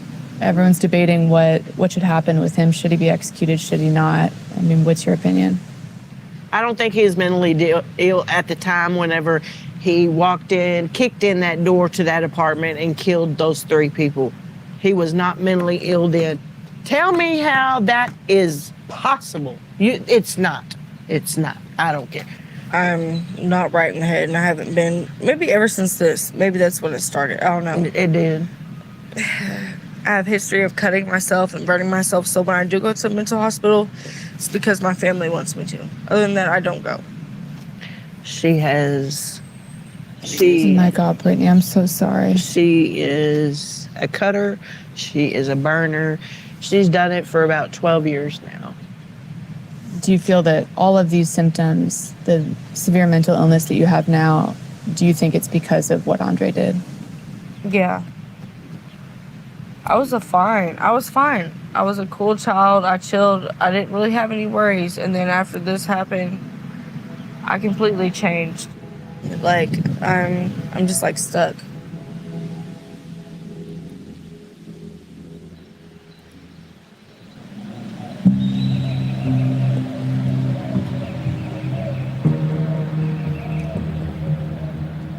Vice Chair Rose moves that House Bill 4075 without amendment be reported favorably to the full House with the recommendation to do passage as recommended. Clerk, will please call the roll. Chair Frank? Aye. Vice Chair Rose? Representative Tony Rose is sponsoring a bill that would allow criminal defense teams to introduce mitigating factors at the start of the trial process, instead of at the sentencing phase. HB 727 by Rose, relating to the applicability of the death penalty to a capital offense committed by the person with severe mental illness. The chair recognizes Ms. Rose to explain the bill. Thank you, Mr. Speaker. I want to just tell you a little bit about why I'm so passionate about this. What is HB 727? House Bill 727 is a bill that exempts persons with severely mental illness from the death penalty. It just exempts them. It doesn't free them of their crime. It's a process that's done on a case by case. Now check this out, y'all. This is a group of people right here that's trying to drop a legislation that's saying the same thing that I'm saying. It doesn't exempt them from their crime. Me, when it comes to street justice, if you can't catch them before the police do, that's what street justice is. You catch them before the cops do. You hear about that bullshit, the minute it go down, you find them and whatever happened. But if the police catch them before you, I guess the police, but that doesn't give them the right to kill them. So look, the lady said right here, this is a legislative law that they had today. I think that they passed it where, quote unquote, if you're in the beginning of trial, if you're mentally, it's certain symptoms that you're not even going to have to keep going through the straight up, the ups and the downs and the valleys and the lows. They know something is wrong with you mentally, and they're going to make sure that you're going to spend probably the rest of your life in a certain mental institution or something contained in conjunction with prison. I don't agree with that, but I gotta agree with that, depending on the description of the crime. All babies, death. Case basis, and it has to be done up front, which is different from when a person is sentenced to death. All of the examinations are done on the back end. Does that land with your Republican colleagues? No, one of them mentioned that they were pro-life of innocent life. But because a lot of people here are not here to govern, they're not afraid to just, not support good policy because they want to make sure they make the right conservative marks on their scorecards. Why is this bill so important to you? I spent majority of my professional career in correctional mental health. I saw where patients or individuals would commit a crime and they were psychotic at the time. And then once they're treated, to just see a totally different person. The person should get life in prison without the possibility of parole instead of executing a person because of an illness that they were born with. And when folks say, oh, it's a slippery slope, everyone's claiming that they have, severe mental illness and this is just going to let people get off. What do you say to that? I say to that they need to be educated on mental illness. Are you familiar with Gary Green's case?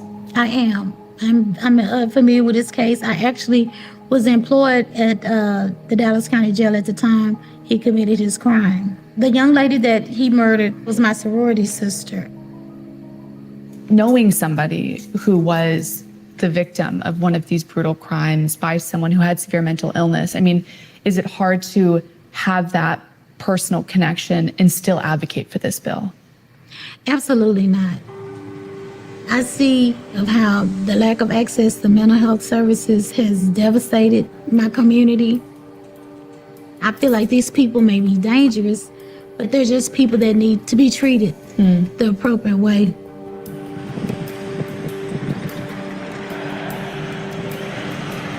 What are your thoughts on a bill like HB 727?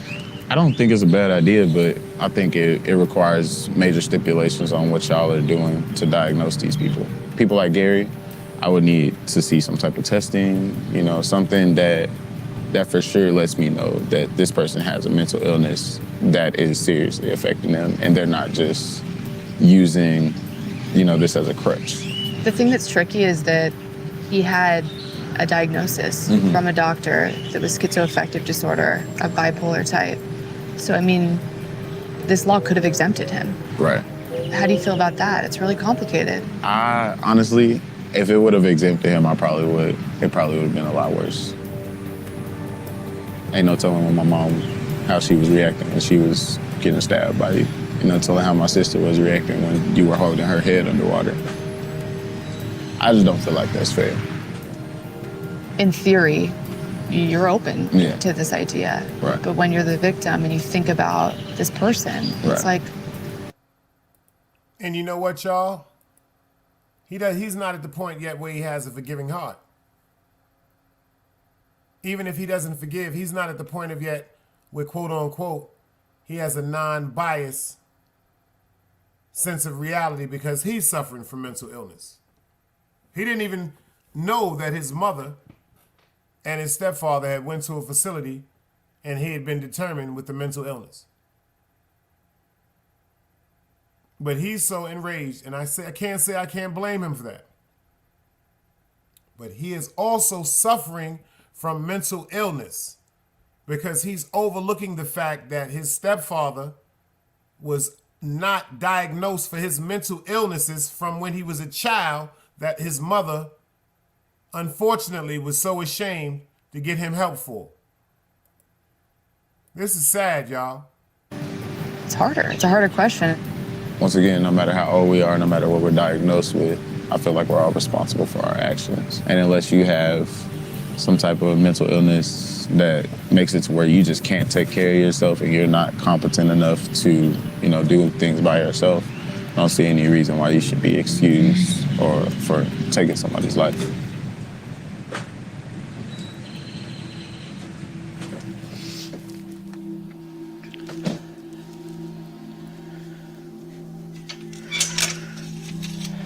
It's been 19 years since Andre committed his crimes. Jennifer still thinks about the children who died and how her daughter could have been one of them.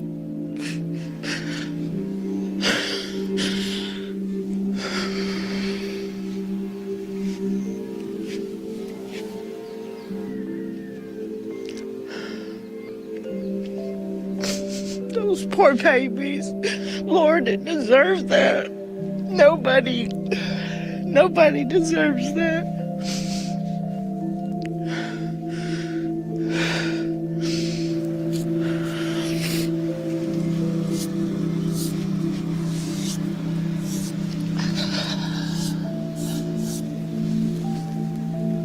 That's premeditated murder. I don't care how you look at it. It's premeditated murder. You killed your estranged wife.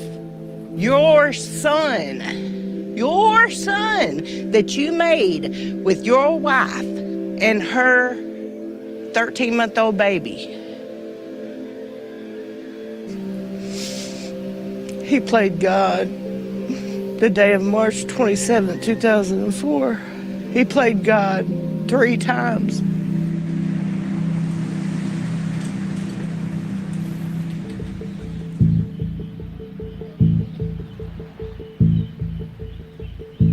On March 7th, people gathered from around the country to protest and pray for Gary Green. If this execution goes forth tonight, it will be Texas's 582nd. We're in Huntsville, Texas, and Gary is scheduled to be. Pay attention. You see that? That's a black man that's held up for the death penalty. And you have Caucasian people in the front sitting up there going, nah, don't let this shit happen. Because some people don't care about color, y'all. Right and right is wrong is wrong. And that goes for black, white, Chinese. I don't give a fuck. Right and right is wrong is wrong. If you did some foul shit, some inhumane shit, y'all know the rules, right or wrong, Thomas.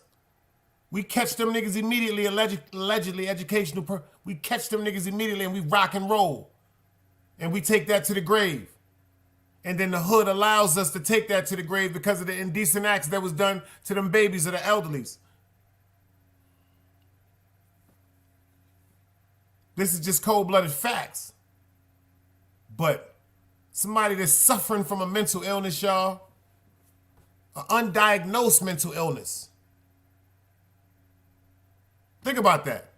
I told people about that when my mom's passed away during COVID. That was one of the best times ever because I was going through so much shit, man. And then one day I had a friend that was like, yo, check this out, man. Why don't you talk to a therapist? And I was hesitant. A therapist? I'm not crazy. My man was like, I didn't say he was crazy. He said, why don't you talk to a therapist? I was like, I don't need no therapist. He said, matter of fact, you acting just like I was acting, so that's the reason why I know you need a therapist. See, because back in the days, we had this stigma with being afraid of expressing ourselves and opening up. Because remember, we get ridiculed for that, fellas, especially if you're supposed to be gangster or you're supposed to be a man from any form of life, whether it's a 9 to 5 or in the streets. If you express certain things to people, oh, he's a sucker, he's a sucker. He's a sop. Your woman telling you, oh, you always complaining. You sound like me. You a girl. What's wrong with you? Man the fuck up, nigga. So that was something that was a stigma that was put into us when we was younger that made us fearful to open up and talk to people around us that we love, much less somebody that we don't know. Much less somebody don't know. So you mean to tell me if I can't talk to my brother about me being hurt over me and my woman going through something? If I can't talk to my brother without being ridiculed or disrespected or made fun of, how am I going to feel comfortable opening up to somebody that I don't even know? Because my brother is laughing and joking in front of my face. My sister is laughing in my face. This person is definitely going to have a fucking party laughing about me. And I'm paying them for it? But then during the pandemic, they started letting people do therapy for $50 a session. Face-to-face on your cell phone. One of the best things I ever experienced because I got to talk about certain things that I didn't know that was bothering me, that was covered up since I was a child.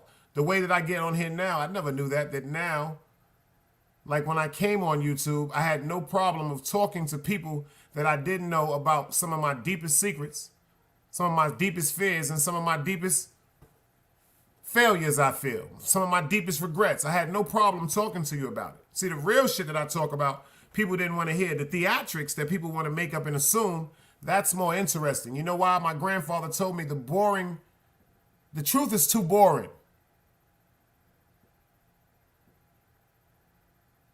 So me telling you, yo, I used to run around and play the dangerous game, rob niggas, got all that.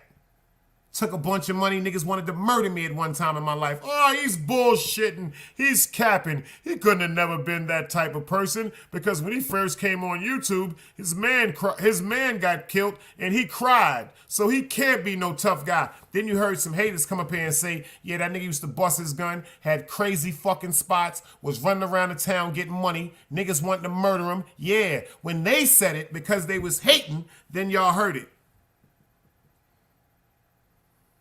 When I told you it in a calm form and told you how I regretted it, inshallah, and I told y'all how every day I'm trying to make each day better than the day before, when I told y'all I've changed my life, y'all told me I was a sucker.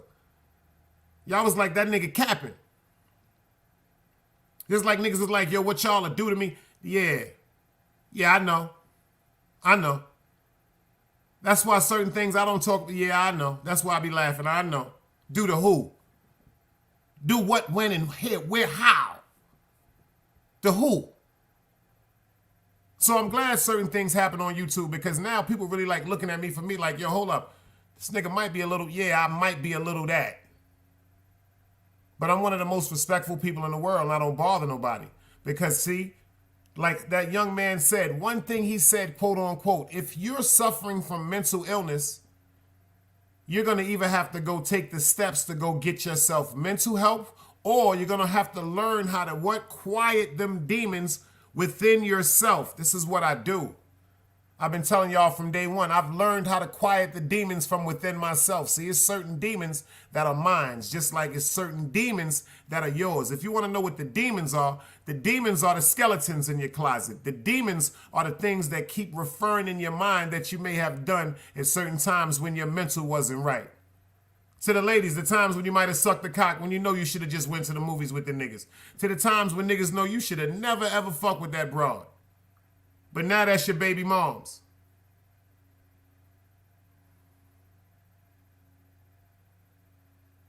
To the times when you should have listened to your parents. To the times you should have listened to your woman.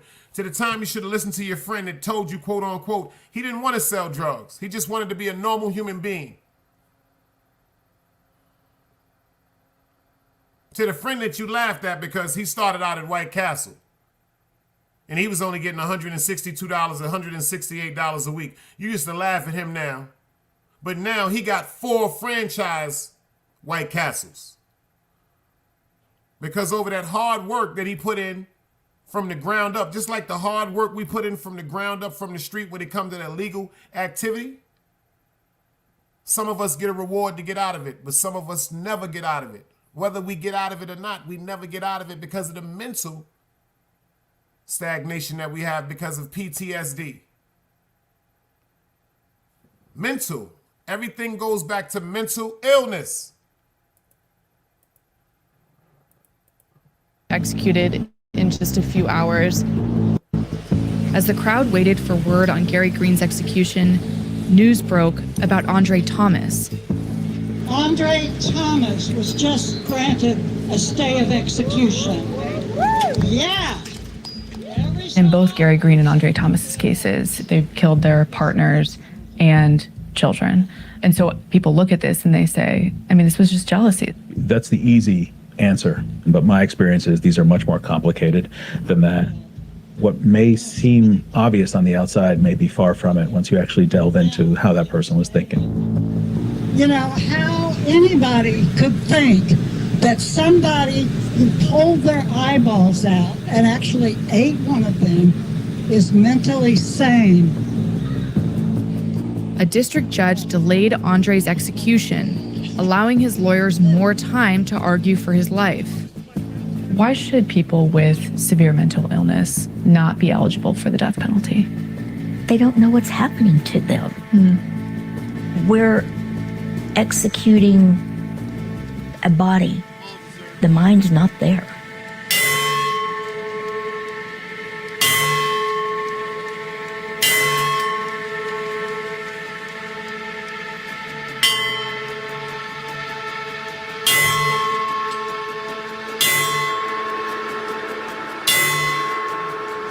It appears that the execution has happened and Gary Green has been legally lynched by the state of Texas.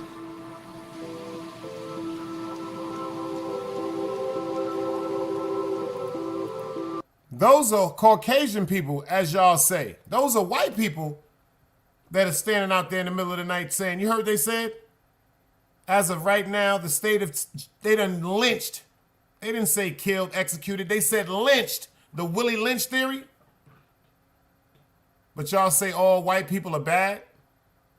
Bullshit. I pray that someone will get that cross off the top of that building. God, Jesus, Buddha, whoever you pray to, it doesn't have anything to do with killing our neighbors.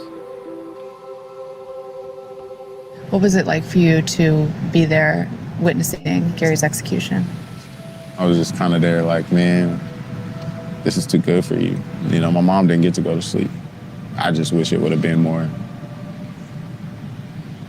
deserving of what he did.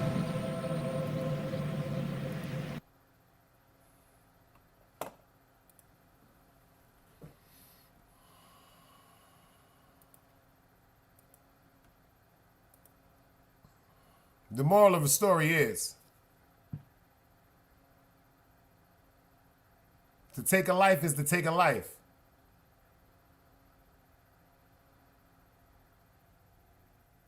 Whether it was done maliciously, by mistake,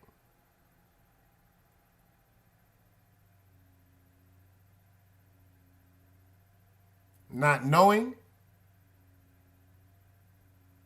but to sit up and say this time and this particular day we're going to come in, and it seemed like they make a mockery of people on death row. Is it anything you want to do before you die? Is it anything, whatever you want to do? You want to smoke some weed? Give you some weed. You want to sniff some powder? Give you some powder. Is it anything you want to do? Can't give you a woman, but anything you can think about that you want to do, anything that you want to eat, that last meal, we have to give you that. We have to give you that right. But it all boils down to Christians.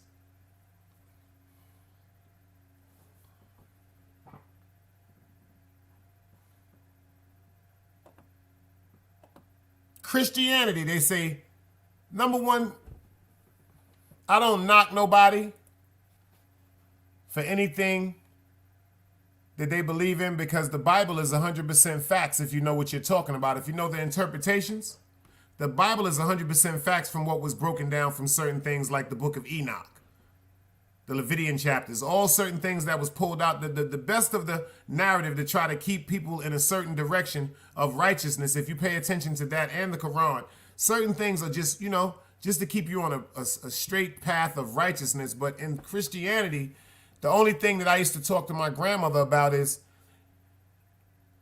when it came to Christianity, them was the same people that allowed people to administrate death.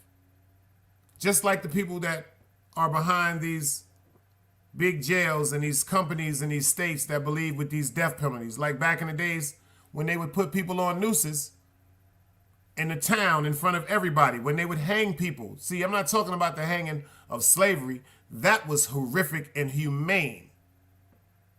That was just totally inhumane of people. Like, damn.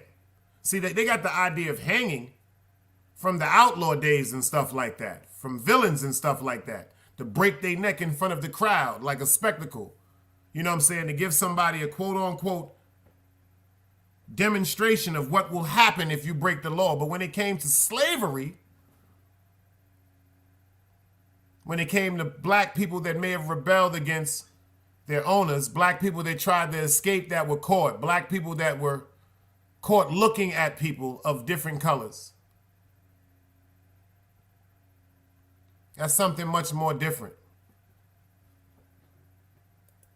They was quote unquote just put on a noose because, yeah, you knew they was gonna kill us, but you wanted it to be left out there for family members to see. Because see, at least in the town, when they hung you, after you were killed, they took you down. Like in Britain and stuff like that, you are beheaded, they get rid of your body. But see, when it came to slavery, it was so mean. They hung people and let them just hang there for days, sometimes months. Sometimes months. You see what Thomas said? He said, I don't like religion but I dislike when people use religion to act morally superior to others. Because it is then that you can oppress others and then feel justified behind doing it. And that's a cold-blooded fact. That's why I said I love righteousness and I love Jesus Christ, but you got to know who Jesus Christ was to actually love him. You got to know who a person is in totality, the goods and the bads, before you can love them. You just can't love them because they eat pussy well, excuse my language. They got a good dick game, or they got that good juicy, that wop like you said. You got to love them from when they fart in the bed. You got to love them from when they aggravated. You got to love them from when they snoring. When you try to wake them up, yo, stop snoring. Okay, I'm sorry. And 30 seconds later, you got to love them for that nasty side of them when they don't feel like talking, when they feel as though that the world is against them, male and female. This is what you call loving somebody, man. You can't love them for the good. Like they said, how could you ever enjoy the rain if you never got the sun? How could you ever enjoy the sun if you never got some rain? This is what all intertwines together, y'all. We all have mental illness from some point of degree, but it's the severity of mental illness that we have to pay attention to. I appreciate y'all. I'm gonna let y'all get out of here. Y'all know the Cash App if y'all want to knock it out, $170Dice. And you see the super chats in the building. Well, it hit me more if y'all help me and become members with me and rock with me every month for the times that you're not here and for the times when I do certain exclusives just for the family, because I'm about to start doing the raffles too. I appreciate everybody for giving me some of your time. You could have been any place in the world. You decided to come and rock with me, especially the A1s from the day one. Shout out to Team Guardian /Yardian. Y'all already know who y'all are. Shout out to Dog Soldier for this launching his new thing. It's the Continental, man. We on Continental grounds over here, and we on Continental grounds at Dog Soldier. If anybody know anything about the movie John Wick, number one, it's going to be a certain order of and respect at the Continental, or you're going to be dealt with. Anything other opposed to God and anything of righteousness and Allah, it ain't going to be accepted. You dig what I'm saying, y'all? Yo, Thomas, I appreciate you. I'm happy for you and the wife. You know what I'm saying? I'm glad y'all chilling out there doing your thing in Florida. I'm going to make sure you get linked up with the great people out there, for you ain't got to be worrying about getting none of that ooh-wee. You know what I'm saying? Mimi, that's me. I appreciate you for pulling up. You know what I'm saying? All the new people, all the new members, all the new subscribers, all the new wrenches. Nile River, shout out to Wax AP for pulling up on that great bill, y'all. Shout out to Miss Kiss My Stacks, a.k.a. Posa De Niro. You dig what I'm saying? Miss Pam, she's always here with us. Like I said, the Crocs stay in the building. Team Guardian, FTC Vice. Come on, man. Y'all already know what it is, man. Y'all know the slogan, another day alive, another day free, man. Don't go through the weekend without telling somebody you love, LOVE. You heard me? Another day alive, another day free. Why would I wake up trying to be somebody other than me?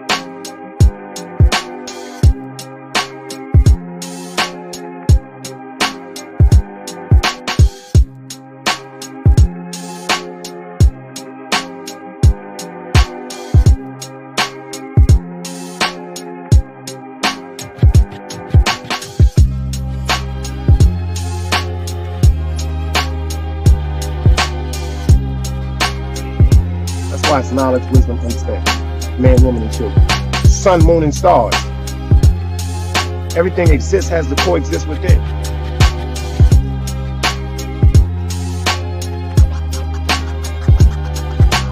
Like I said, another day alive, another day free.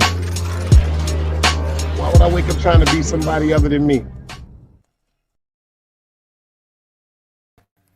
Yo, I appreciate everybody for pulling up in the building today. Miss Mimi, that's me. I appreciate that $20 super chat, girl. Don't you stop being YOU. Can you dig it? And think about what I'm saying, y'all. Mental illness is something that has to be addressed, not to be laughed at or overlooked. So if you see certain red flags in your children, your family members, or your friends, talk to them about it. You dig what I'm saying? Let them know what's going on. For real. Let them know what's going on instead of ignoring it before we have some real crazy situations. I'm going to end it like that. Peace.